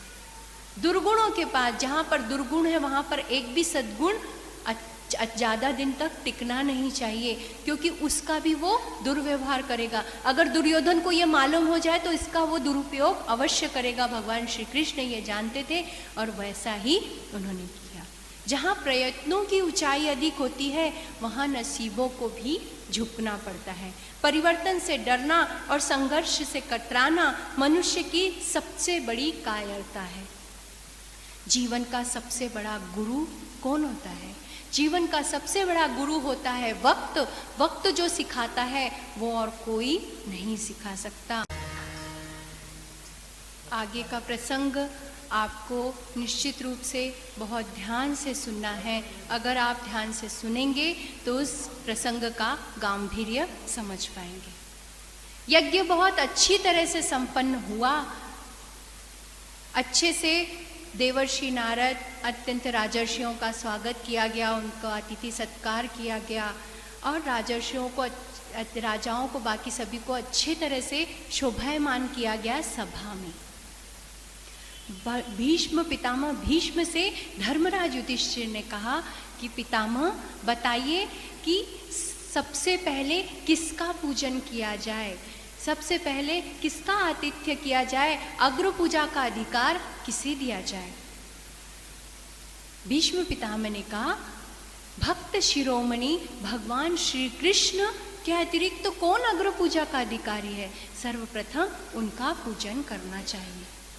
और धर्मराज युधिष्ठिर ने पितामह की बात मान ली। और जैसे ही भगवान श्री कृष्ण की अग्र पूजा के लिए धर्मराज युधिष्ठिर झुके, चेदीराज शिशुपाल को ये बात बिल्कुल पसंद नहीं आई और वो जोर जोर से चिल्लाया, एक ग्वाले का आदर आतिथ्य किया जा रहा है, यहाँ सारे क्षत्रिय राजा मर चुके हैं, एक ग्वाले को इतना सम्मान दिया जा रहा है, ये है कौन? एक ग्वाला, छलिया, कपटी, धूर्त।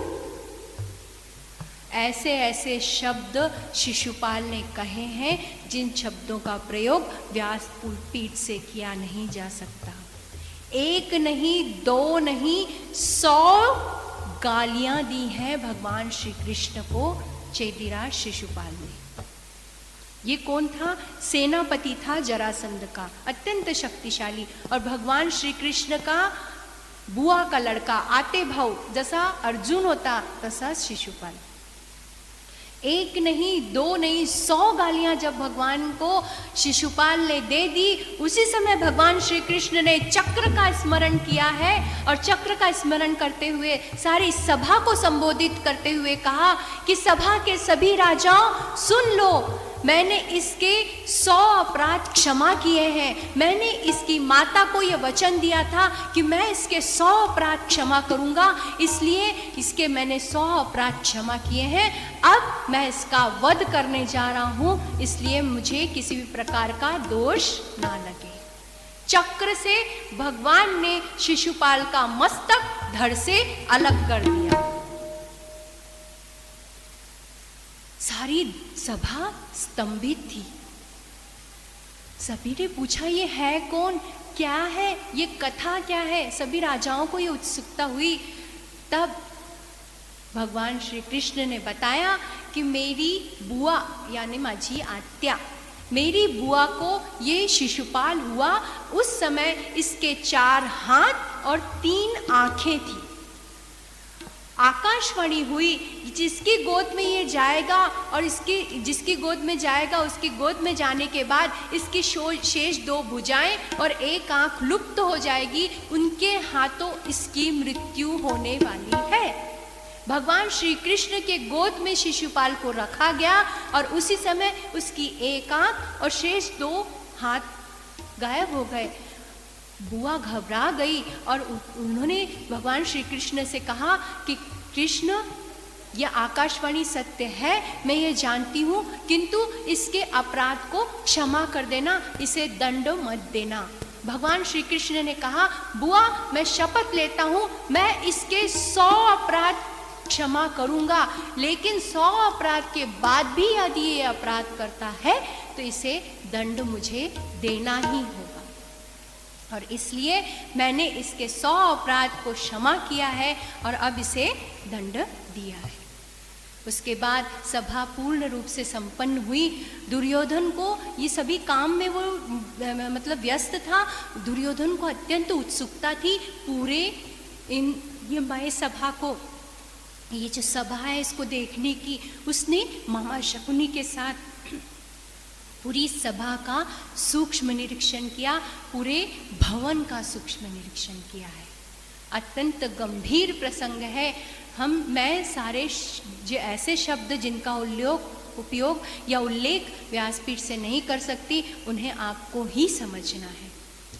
दुर्योधन गया और उसने अत्यंत सूक्ष्म निरीक्षण किया। कितनी सुंदर है सभा, सीढ़ियाँ कितनी सुंदर है, तालाब कितने सुंदर है, कमल कितने कांतियमान है, तेजस्वी, जैसे ऐसा लख प्रकाश उस पूरे भवन में था, जैसे सूर्य का तेज, चंद्रमा की शीतलता, अत्यंत असंख्य तारे वहाँ आलोकित हो। सीढ़ियाँ जिस पर पैर रखने की इच्छा नहीं होगी, इतने मणिमय युक्त अत्यंत अमूल्य रत्नों से बनी हुई सीढ़ियाँ। मैंने पहले भी बताया, दीवार जहाँ लगती थी वहाँ पर जाने का रास्ता था और जहाँ जाने का रास्ता रहता था वहाँ दीवार होती थी। एक बार गया और शकुनी के साथ, मामा शकुनी के साथ दुर्योधन गया और जैसे ही जाने लगा, मामा शकुनी ने कहा ठहर जाओ, ये बड़ा विचित्र है, कोई जादू टोना तो नहीं है? नहीं, बोले ये जाने का रास्ता। दन्न से उसके सिर पे दीवार लगी। मामा शकुनी कह रहे धीरे से, उसको इतनी उत्सुकता ये चीज धर्मराज युधिष्ठिर के पास है, मेरे पास नहीं। जहां मेरे पास नहीं वहां आता है ना, तो वहां पे सब कुछ दिखने लगता है हमारे कि मेरे पास नहीं है, अरे उसके पास है तो उसके पास है, उसका आनंद हमें मनाना चाहिए। एक स्थान पर जल समझकर वो जाने को जा नहीं रहा था। शकुनी ने कहा रुको मैं जाकर देखता हूं। तो वहां स्थल था, भूमि थी, और जहां पर भूमि जैसी दिख रही थी वहां जल था। दुर्योधन का आप यहां से जा रहे हैं, मैं यहां से जाऊंगा, थप्प से पानी में गिर गया। और जैसे ही थप्प से पानी में गिरा, युधिष्ठिर, अर्जुन, नकुल, सहदेव और भीम जोर से हंसे। इतना ही नहीं हुआ, द्रौपदी अपनी दासी के साथ खिलखिला कर हंसी और उसने कहा अंधे का पुत्र अंधा। क्या कह दिया द्रौपदी ने। वाणी पर संयम बहुत आवश्यक होता है।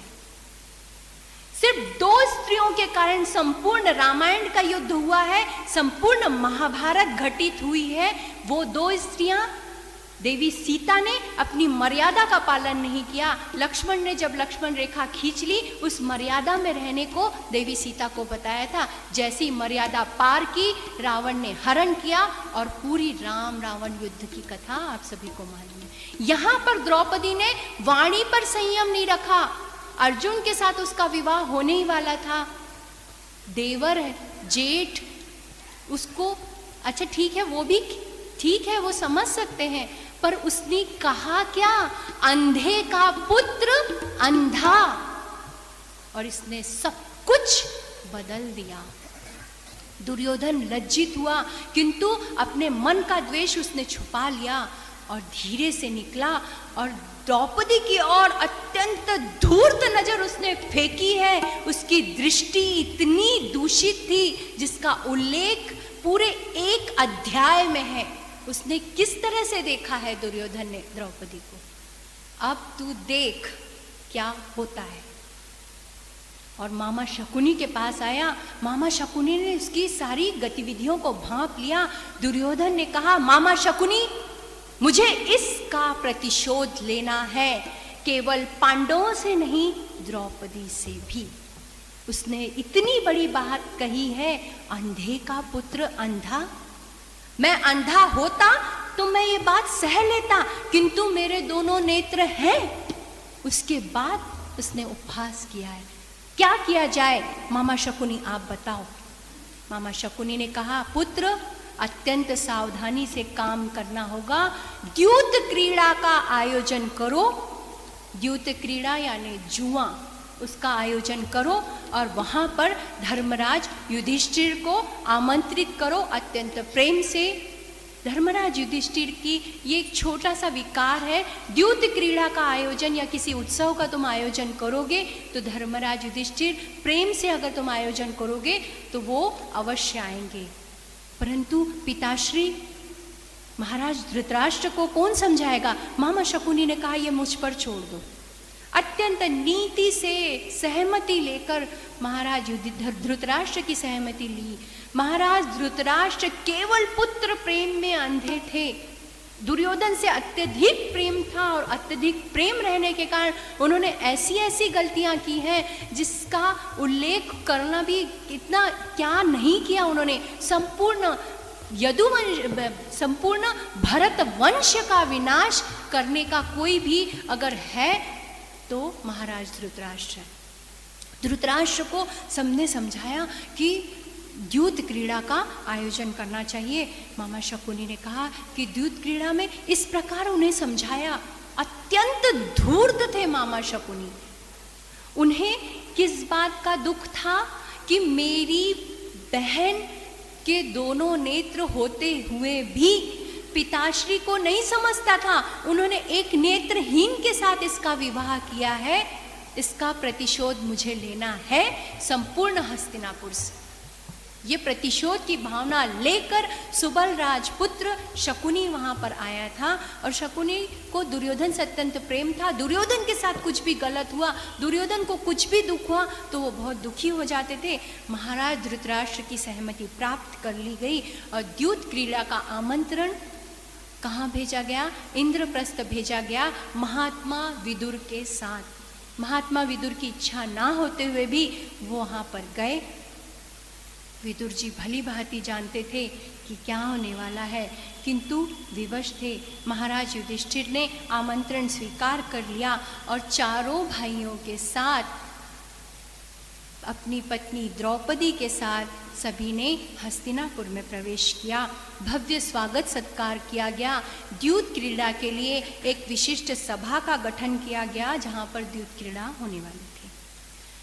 और एक बात थी, जिस सभा में द्यूत क्रीड़ा यानी जुआ होने वाला था, वहाँ पर स्त्रियों का प्रवेश निषिद्ध था। वहाँ पर कोई भी स्त्री नहीं जाएगी, ये निर्देश दिए गए थे। मामा शकुनी ने सभी सभा को आमंत्रित किया। वहाँ पर पितामह भीष्म पितामह, कृपाचार्य, राजपुरोहित कृपाचार्य, द्रोणाचार्य, महाराज युधिष्ठिर, महात्मा विदुर, ज्येष्ठ वरिष्ठ और बाकी सभी हस्तिनापुर के जो इन सारे कौरव, 100 कौरव, 5 पांडव और सेवक, इतने ही लोग वहाँ पर थे। मामा शकुनी ने इस सभा को संबोधित करते हुए कहा कि ये सभा किस लिए आयोजित की गई है? कुछ समय का मनोरंजन, अन संबंधों में समीपता लाने के लिए इसका आयोजन किया गया है। यहाँ पर कला प्रदर्शन हो, इसलिए द्यूत क्रीड़ा का आयोजन किया गया है। यहाँ पर किसी भी प्रकार की वीरता और शक्ति का बखान नहीं होगा। एक थोड़ा सा मनोरंजन और आनंद प्राप्त करने के लिए द्यूत क्रीड़ा का आयोजन किया गया है। दुर्योधन ने कहा कि मैं धन और संपत्ति लगाऊंगा महाराज युधिष्ठिर, किंतु मेरी ओर से खेलेंगे मामा शकुनी। महाराज युधिष्ठिर ने कहा कि हम पांचों भाई साथ में खेलेंगे, हम पांचों में किसी भी प्रकार का कोई भेद नहीं है, इसलिए हम पांचों भाई साथ में खेलेंगे। एक एक जन बारी बारी से पासे फेंकेगा। अत्यंत धूर्ता से, कुशग्रता से, कुटिलता से मामा शकुनी ने पासे फेंके। पहला दांव युधिष्ठिर को जीतने दिया। उनको ये अच्छी तरह से मालूम था कि अगर थोड़ा सा भी लोभ पैदा हो जाए तो ये क्रीड़ा अत्यंत उत्तेजित कर सकती है। और जुए में क्या क्या होता है, कितना विनाश होता है, आज भी जिनके यहाँ इस प्रकार की नीतियाँ होती हैं उनके घर का क्या क्या जाता है और क्या क्या रहता है, ये आप सभी जानते हैं। एक के बाद एक दांव फैलना शुरू हुआ। पहले युधिष्ठिर जीते, उसके बाद शकुनी ने ऐसे दांव खेले हैं कि एक के बाद एक दांव में केवल शकुनी जीतता गया। एक पासा फेंका, संपूर्ण धन संपदा दुर्योधन ने युधिष्ठिर को दे दी और उसके बाद एक के बाद एक ऐसे 10 दांव खेले गए और 10 दांव में महाराज युधिष्ठिर हर दांव हारते गए हैं। 10 दांव में धर्मराज युधिष्ठिर की संपूर्ण संपत्ति, उनके परिवार के सदस्यों के संपूर्ण आभूषण, संपूर्ण इंद्रप्रस्थ, सब कुछ दांव पे लग गया। कुछ भी नहीं बचा धर्मराज युधिष्ठिर के पास। उसके बाद दुर्योधन जोर से हंसा, धर्मराज युधिष्ठिर, इंद्रप्रस्थ भी हार चुके हो, अब क्या दांव पर लगाओगे? धर्मराज युधिष्ठिर से कहा, मामा शकुनी ने अपने सौतेले भाई नकुल और सहदेव को दांव पे लगाते हो? धर्मराज युधिष्ठिर ने कहा हाँ। और नकुल और सहदेव को दांव पे लगाते साथ दुर्योधन हंसा, वो सौतेले हैं इसलिए उनको दांव पे लगा दिया, सगे भाइयों से ज्यादा प्रेम है। युधिष्ठिर ने कहा हम पांचों भाई, एक श्वास है, एक प्राण है, अब मैं भीम को दांव पे लगाता हूँ। मामा शकुनी ने पासे फेंके और भीम दास हो गया। दुर्योधन हंसने लगा, आज से भीम मेरा दास है, अब किसे दांव पर लगाओगे? धर्मराज युधिष्ठिर ने कहा अब मैं अर्जुन को दांव पे लगाता हूँ। नकुल सहदेव को वो हार चुके थे, अर्जुन को दांव पे लगाया और धर्मराज युधिष्ठिर उस दांव को भी हार गए। जोरदार हंसे हैं कर्ण, अब दुर्योधन, मित्र दुर्योधन, अर्जुन भी तुम्हारा दास हो चुका है। धर्मराज युधिष्ठिर से कहा मामा शकुनी ने, अब आप स्वयं हो, आप स्वयं को दांव पे लगाइए, अगर आप जीत गए तो इन सभी को दासत्व से मुक्त कर सकते हैं। धर्मराज युधिष्ठिर ने कहा हाँ ठीक है, मैं अपने आप को दांव पर लगाता हूँ। और अपने आप को धर्मराज युधिष्ठिर ने दांव पे लगा लिया और वो भी बाजी हार गए। धर्मराज युधिष्ठिर से मामा शकुनी ने कहा, धर्मराज युधिष्ठिर, अपना सब कुछ तुम दांव पे लगा चुके हो, अपना सर्वस्व जा चुका है, किंतु अभी भी एक तुम्हारे पास है, तुम्हारी धर्मपत्नी द्रौपदी। ऐसा हो सकता है कि अगर उस दांव को तुम जीत गए तो तुम सभी को दासत्व से मुक्त कर दोगे। धर्मराज युधिष्ठिर विचार शून्य हो गए, तत्व शून्य हो गए। उन्हें ऐसा लगा अगर ये दांव मैं जीत गया तो हम सभी दासत्व से मुक्त हो जाएंगे। और धर्मराज युधिष्ठिर ने कहा, हाँ, मैं द्रौपदी को दांव पे लगाता हूं। और उसी समय शकुनी ने पासे फेंके और जोर से चिल्लाया, दुर्योधन, मामा शकुनी, आज से द्रौपदी हमारी दासी हो गई, द्रौपदी हमारी दासी हो गई है। सारे धर्म सभा सभी स्तब्ध। आचार्य द्रोणाचार्य, भीष्म पितामह, कृपाचार्य, सभी के पसीने से लथपथ शरीर, क्या होने वाला है। दुर्योधन ने बुलाया, तात, विदुर, महात्मा विदुर, इधर आइए, जाकर द्रौपदी को लेकर आइए, वो आज से हमारी दासी है।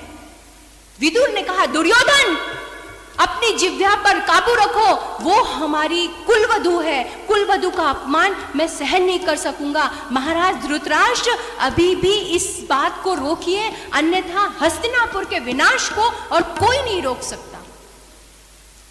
कर्ण ने कहा, नहीं तात, आप ऐसे कैसे कह सकते हैं, ये तो जीता हुआ खेल है और अब दुर्योधन को सब कुछ अधिकार है। दुर्योधन ने कहा, दुशासन, तुम जाओ, तुम लेकर आओ द्रौपदी को, अब हमारा सब कुछ अधिकार है, ये पांडव हमारा कुछ भी नहीं बिगाड़ सकते, ये तो हमारे दास हैं। और उसने कहा, दुर्योधन ने, ये सभी पांडव दासों से इनके वस्त्र और आभूषण छीन लो। धर्मराज युधिष्ठिर के नेत्रों में अश्रु थे। उन्होंने कहा, हम खुद अपने वस्त्र और आभूषण निकाल कर दे देते हैं। सारे वस्त्र और आभूषण निकाल के दे दिए और दुशासन गया है द्रौपदी के कक्ष में। द्रौपदी एक वस्त्र में थी, वो स्नान के लिए जा रही थी, रजस्वला थी। रजस्वला का अर्थ आप सभी जानते होंगे, स्त्रियों के महीने के वो 5 विशेष दिन, उस काल में किसी भी चीज़ को स्त्रियां स्पर्श नहीं करती थी, एक स्थान पर रहती थी। उस स्थिति में वो थी, उसका स्नान भी नहीं हुआ था और स्नान करने जाते समय वो एक वस्त्र में थी और वो जा रही थी। दुशासन ने कहा, द्रौपदी, भाभी भी नहीं कहा, द्रौपदी, आज से तुम हमारी दासी हो। और सारी घटनाएं हो गई, पांडव हार चुके हैं, आज से तुम हमारी दासी हो। द्रौपदी ने कहा, नहीं, ऐसा कुछ नहीं हो सकता। दुशासन, अपनी जिह्वा पर लगाम दो, मैं तुम्हारी भाभी हूं। दुशासन ने कहा, भाभी नहीं, दासी हो। जैसे ही दुशासन पास में आया, द्रौपदी भागने लगी। बालों को बांध कर रखा था उसने, क्योंकि वो स्नान करने जा रही थी। द्रौपदी भागने लगी, असहाय होकर महाराज धृतराष्ट्र के कक्ष की ओर गई है। दुशासन ने पकड़ के उसके ऐसे बाल खींचे और घसीट कर सभा में ले जाने लगा। एक बार कोई हमारा हाथ पकड़ लेता है तो हम उसके हाथ को छुड़ा सकते हैं, किंतु एक बाल खिंच जाए तो कितनी पीड़ा होती है, आप अवश्य समझ सकते हैं। बाल खींचे, उसके सारे केश खुल गए, इतने सुंदर उसके काले घुंघराले बाल पूरे खींच गए। खींचा है दुशासन ने बलात्कार द्रौपदी को। द्रौपदी चिल्लाने लगी, दुशासन, दुशासन, मैं रजस्वला हूँ। ऐसी स्थिति में जहाँ मेरे पास, मैंने कोई वस्त्र भी नहीं अच्छे से पहने हैं, ऐसी स्थिति में मैं ज्येष्ठ वरिष्ठ लोगों के पास कैसे जाऊँ, सभा में कैसे जाऊँ? वो सभा में तो स्त्रियों को आना वर्ज्य है, तुम मुझे लेकर जा रहे हो, मैं कैसे जाऊँ? दुशासन ने कहा, नहीं, अगर तुम्हारे शरीर पर एक भी वस्त्र नहीं होता तो भी तुम्हें मैं यहाँ से ले जा सकता था, मुझे अधिकार है, क्योंकि तुम आज से हमारी दासी हो। चीखती रही द्रौपदी, पुकारती रही, प्रार्थना करती रही, दुशासन छोड़ दो, मेरी ऐसी अवस्था नहीं है कि मैं राजसभा में अपने से बड़ों के पास जा सकूं। और उसके बाद भी उसकी पुकार किसी ने नहीं सुनी। वक्त तो रेत है, फिसलता ही जाएगा। जीवन एक कारवां है, चलता चले जाएगा। अपने अच्छे कर्मों और ईश्वर के विश्वास की बागडोर को थाम लेना, वरना अच्छा वक्त कभी लौट के नहीं आएगा। ओ पालन बला खींचता हुआ दुशासन बालों को खींचता हुआ घसीट कर सीढ़ियों से पूरे शरीर छिल गए द्रौपदी के। उल्टा खींचते हुए सभा में लाकर जोर से ऐसा पटका है। अत्यंत पीड़ा हुई धर्मराज युधिष्ठिर को अपने आप से घृणा होने लगी।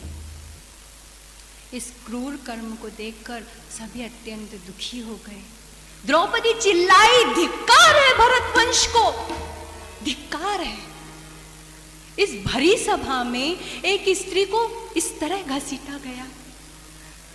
पितामह भीष्म, आचार्य द्रोणाचार्य, आचार्य कृपाचार्य, महाराज धृतराष्ट्र, कहां गया आप सभी का आत्मबल? जोर से चिल्लाया है दुशासन, ये हमारी दासी है। चिल्लाई द्रौपदी, इसका परिणाम बहुत विनाशकारी होगा। महाराज धृतराष्ट्र, आपके दुरात्मा पुत्रों ने धूर्तता से मेरे पति के साथ छल किया, कपट किया, धूर्तता से द्यूत क्रीड़ा का आयोजन किया, सब कुछ दांव पे लगा लिया, और उसके बाद ये विभत्सना, एक स्त्री की ये विभत्सना। मैं आपसे पूछती हूँ महाराज युधिष्ठिर, जब आपने अपने आप को दांव पे लगा लिया था तो फिर मुझे दांव पर लगाने का आपको क्या अधिकार था? जब आप खुद दास हो चुके थे तो एक दास को यह कोई अधिकार नहीं कि वो अपनी पत्नी को दांव पर लगाए। कौरवों में से दुर्योधन का जो छोटा भाई था विकर्ण, वो उठा और उसने कहा कि अत्यंत भाभी द्रौपदी अत्यंत न्याय संगत बात कह रही है कि ये बात बिल्कुल सत्य है। जब धर्मराज युधिष्ठिर दांव पर लग गए थे तो उन्हें अपनी पत्नी को दांव पर लगाने का कोई अधिकार नहीं था। और सभी सभासद ने विकर्ण की प्रशंसा की और मामा शकुनी की निंदा करने लगे। कोलाहल होने लगा। उसी समय दुर्योधन उठा, सब शांत हो जाओ। महात्मा विदुर रोने लगे। महात्मा विदुर ने कहा, महाराज धृतराष्ट्र, इस विनाश को रोकिए, ये हमारी कुलवधू है। मैं हाथ जोड़कर विनती करता हूं, इस विनाश को रोकिए। आप नेत्र से नहीं देख पाएंगे, हमारे तो नेत्र हैं। क्या होने वाला है? कर्ण उठा और कर्ण ने कहा, विकर्ण तुम बैठ जाओ। जब महाराज युधिष्ठिर ने अपना सब कुछ दांव पे लगा लिया था, सब सर्वस्व अपना दांव पे लगा दिया था, तो सर्वस्व में द्रौपदी है। शास्त्रों में एक ही पति का नियोजन किया गया है, इसके तो 5 पति हैं, इसलिए ये वेश्या है, गणिका है और सब अधिकार है दुर्योधन ने कहा, हाँ आज से ये मेरी दासी है, इसे मैं अपनी गोदी में बिठा सकता हूं। दुशासन, सारे पांडव वस्त्रहीन हो चुके हैं, अब इसके वस्त्र खींचो, इसका अपमान करो, इसने मेरा घोर अपमान किया है, इसका प्रतिशोध मुझे लेना है। दुशासन, खींचो साड़ी। सब तरफ से असहाय हो गई द्रौपदी। उसने कहा, पितामह भीष्म, एक स्त्री की लज्जा उसकी सब कुछ होती है, यहाँ एक स्त्री की लज्जा तार तार हो जाएगी। एक भरी सभा में इतने ज्येष्ठ वरिष्ठ गण बैठे हुए हैं, वहां पर एक स्त्री की लज्जा तार तार हो जाएगी। सहायता करिए, इसका परिणाम बहुत भयंकर होगा। इस विनाश को रोकिए इस विनाश को। पांडवों की तरफ देख रही है, उनके नेत्र नीचे झुक गए। धर्मराज युधिष्ठिर चुप, महाराज धृतराष्ट्र चुप, भीष्म पितामह, द्रोणाचार्य, कृपाचार्य, महात्मा विदुर, सबकी नजरें नीची हैं। जब उसे किसी से भी कोई सहायता की अपेक्षा नहीं रही, तब उसने पुकारा किया है, हे द्वारकाधीश, हे माधव, हे गोविंद, हे सच्चिदानंद परमेश्वर, आज एक स्त्री की लज्जा की रक्षा कीजिए। हे केशव, आइए और मेरी सहायता कीजिए। मैं किस कलंक से बच पाऊं। भरी सभा में जहाँ पर ज्येष्ठ और वरिष्ठ गण है, वहाँ पर मेरी लज्जा दांव पर लगी है। भगवान आइए और मेरी रक्षा कीजिए। भगवान श्री कृष्ण करुण पुकार से द्रवित हो गए और उन्होंने जब तक दुशासन खींचता रहा तब तक वस्त्र द्रौपदी को दिए हैं। खींचता रहा दुशासन, खींचता रहा, और जितने देर दुशासन ने साड़ी के वस्त्र खींचा है उस समय तक द्रौपदी ऐसे गोल गोल घूमती रही। कितने घंटे ऐसे गोल गोल घूमी। दुशासन हताश होकर भूमि पर गिर पड़ा और द्रौपदी चक्कर खाकर नीचे गिर गई, परंतु उसकी आबरू भगवान ने बचाई। ईश्वर यही कहते हैं, तुम्हारा सहायक ये संसार का कोई नहीं है, केवल मैं हूं। भगवान को धन्यवाद दिया द्रौपदी ने। भीमसेन ने गरजते हुए कहा है कि आज से मैं शपथ लेता हूं दुशासन, तुमने ये घृणित कार्य किया है। युद्ध में जब तक मैं तुम्हारी छाती फाड़कर रक्त नहीं पी लूंगा, अपने पूर्वजों को मुंह नहीं दिखाऊंगा। और दुर्योधन, तुमने कहा कि द्रौपदी तुम्हारी गोदी में बैठ सकती है। मैं प्रण लेता हूं जब तक तुम्हारी जांग फाड़ नहीं देता मुझे कोई सद्गति न। सारी सभा आतंकित हो गई, डर गई।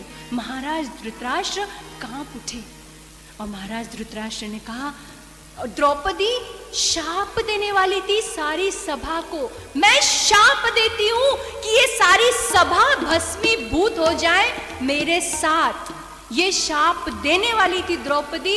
द्रौपदी ने कहा, मैं शाप देती हूँ। गांधारी आई, गांधारी ने द्रौपदी के चरण पकड़ लिए। पुत्री, इतना बड़ा अनर्थ मत करो, सबको शाप मत दो। द्रौपदी चुप हो गई। माता, मैं आपके विचारों का आदर करती हूँ। धृतराष्ट्र घबरा गए और धृतराष्ट्र ने कहा, द्रौपदी, मैं तुम्हारी सारी नीतियां मानने को तैयार हूँ। मैं मांगो, तुम क्या मांगती हो? द्रौपदी ने कहा, महाराज युधिष्ठिर को दासत्व से मुक्त कर दीजिए। धर्मराज युधिष्ठिर को महाराज धृतराष्ट्र ने मुक्त किया और महाराज धृतराष्ट्र ने मुक्त करने के बाद उन्होंने कुलवती द्रौपदी से पूछा कि और कुछ चाहती हो तो मांगो। तो द्रौपदी ने कहा कि मेरे सारे कर्णधार, मेरे सभी स्वामी इस दासत्व से मुक्त हों। अर्जुन, भीम, नकुल और सहदेव, इन सभी को मुक्त किया महाराज धृतराष्ट्र ने और उन्होंने कहा कि तुम इंद्रप्रस्थ की ओर प्रयाण करो और इंद्रप्रस्थ में जाकर सुख से रहो। ये सब कुछ भी जो भी हुआ है, जो भी हुआ अघटित, जो होना नहीं चाहिए वो हो चुका है, किंतु आप प्रयाण करो। महाराज धर्मराज युधिष्ठिर, भीम, नकुल, सहदेव, अर्जुन द्रौपदी के साथ जाने लगे। महाराज धृतराष्ट्र ने पूछा, द्रौपदी, तुम्हारी और कोई इच्छा हो तो मांगो।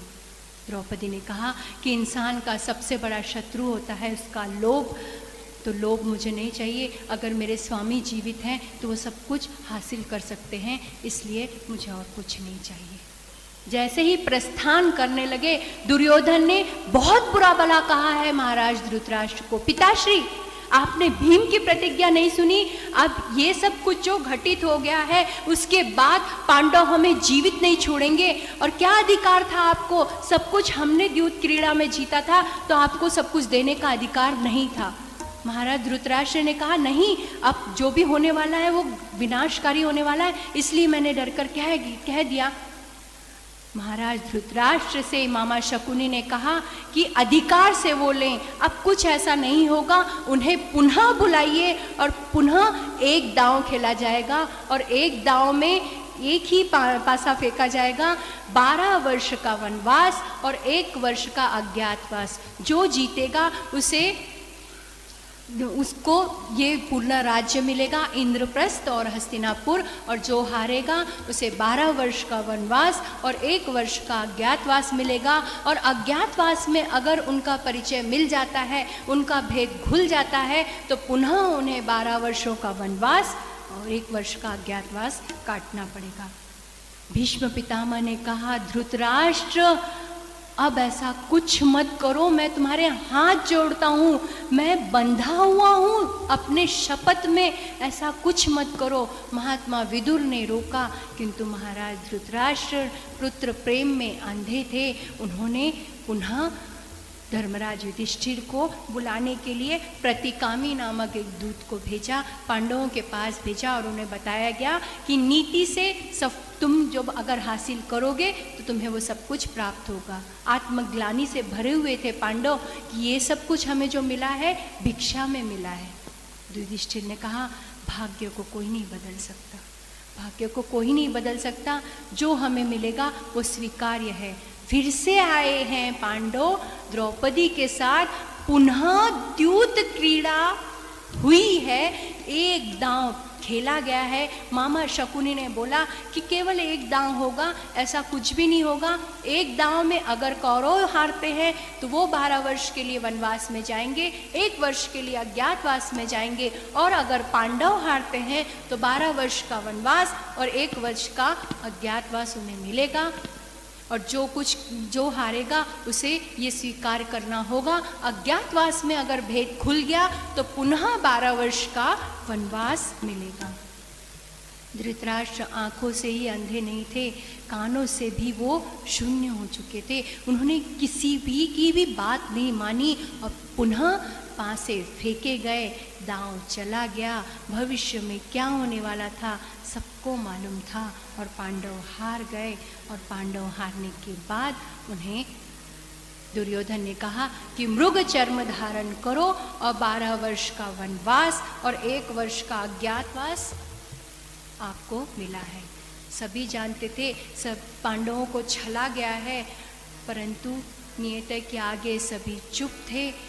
जैसा कर्म करते हो वैसा फल हमें मिलता है।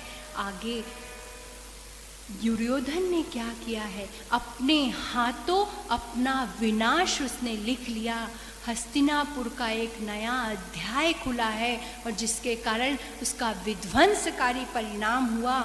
केवल दुर्योधन का दोष नहीं था, हम केवल दुर्योधन को दोष नहीं दे सकते। बच्चों को संस्कार देना बहुत आवश्यक है। केवल धन दौलत जमीन जायदाद अगर हम बच्चों को दे देंगे और संस्कार नहीं देंगे तो संस्कारहीन मनुष्य हमेशा कुछ भी गलत करता है। और इस प्रकार महाभारत का एक अध्याय, एक पन्ना दुर्योधन ने खोला। और आपको बता दूं विशेष जानकारी के लिए, शकुनी जिससे पासे फेंक रहा था वो पासे बने थे जरासंध की हड्डियों के। जरासंध का दुर्योधन पर विशेष प्रेम था, इसलिए वो पासे वही अंक चलते थे जो दुर्योधन और जो शकुनी चाहता था। किंतु जब भी भीम के हाथों में वो पासे आते थे वो पासे पांडवों को जिताते थे। शकुनी को ये बात ज्ञात हो चुकी थी, इसलिए उन्होंने आखिरी तक प्रयास किया कि भीम के हाथों पासे ना चले जाएं और उनके हाथों दांव ना चला जाए। अत्यंत कुटिलता से, छल से, धूर्तता से पांडवों को हराकर कौरव जीते हैं और उन्हें मृग चर्म धारण करके 12 वर्षों का वनवास और 1 वर्ष का अज्ञातवास मिला। और इसके बाद 12 वर्ष के वनवास के कालखंड में क्या संघर्ष पांडवों को करना पड़ा, इस सभी घटनाओं का, कथाओं का और परिस्थितियों का, स्थितियों का उल्लेख हम कल के भाग में सुनेंगे। अत्यंत विस्तृत, पावन, मार्मिक ग्रंथ है महाभारत, जो हमें हर तरह से झकझोरता है, एक नवीन सीख देता है कि संघर्ष से ही हम इस जीवन में यशस्वी हो सकते हैं। किंतु हमारे दुर्गुण हमसे क्या क्या कराते हैं, इसका विनाशकारी परिणाम होता है। इसलिए दुर्गुणों से हम दूर रहें। दुर्गुणों का चिंतन भी नहीं करना है, किसी को बुरा भी नहीं कहना है, किसी को अच्छा भी नहीं कहना है, केवल अपने कर्म करते जाना है। नदी प्रवाहित होती रहती है, उस समय उसे मालूम नहीं रहता कि सागर का मार्ग क्या है, उस समय नक्शा बना हुआ नहीं रहता है, किंतु वो निरंतर प्रवाहित होती रहती है और एक दिन वो सागर में मिल जाती है। इसी तरह हमें शुद्ध सात्विक कर्म करते रहना है और आगे बढ़ते रहना है, किसी की निंदा नहीं करना है, किसी के बारे में अपशब्द नहीं कहना है। वाणी पर संयम रखने से ही हम जीवन में यशस्वी हो सकते हैं। वाणी पर संयम ना रखने से क्या दुष्परिणाम हुआ, इस घटना को आज आप सभी ने सुना। यहाँ पर मैं वाणी को विराम देती हूँ।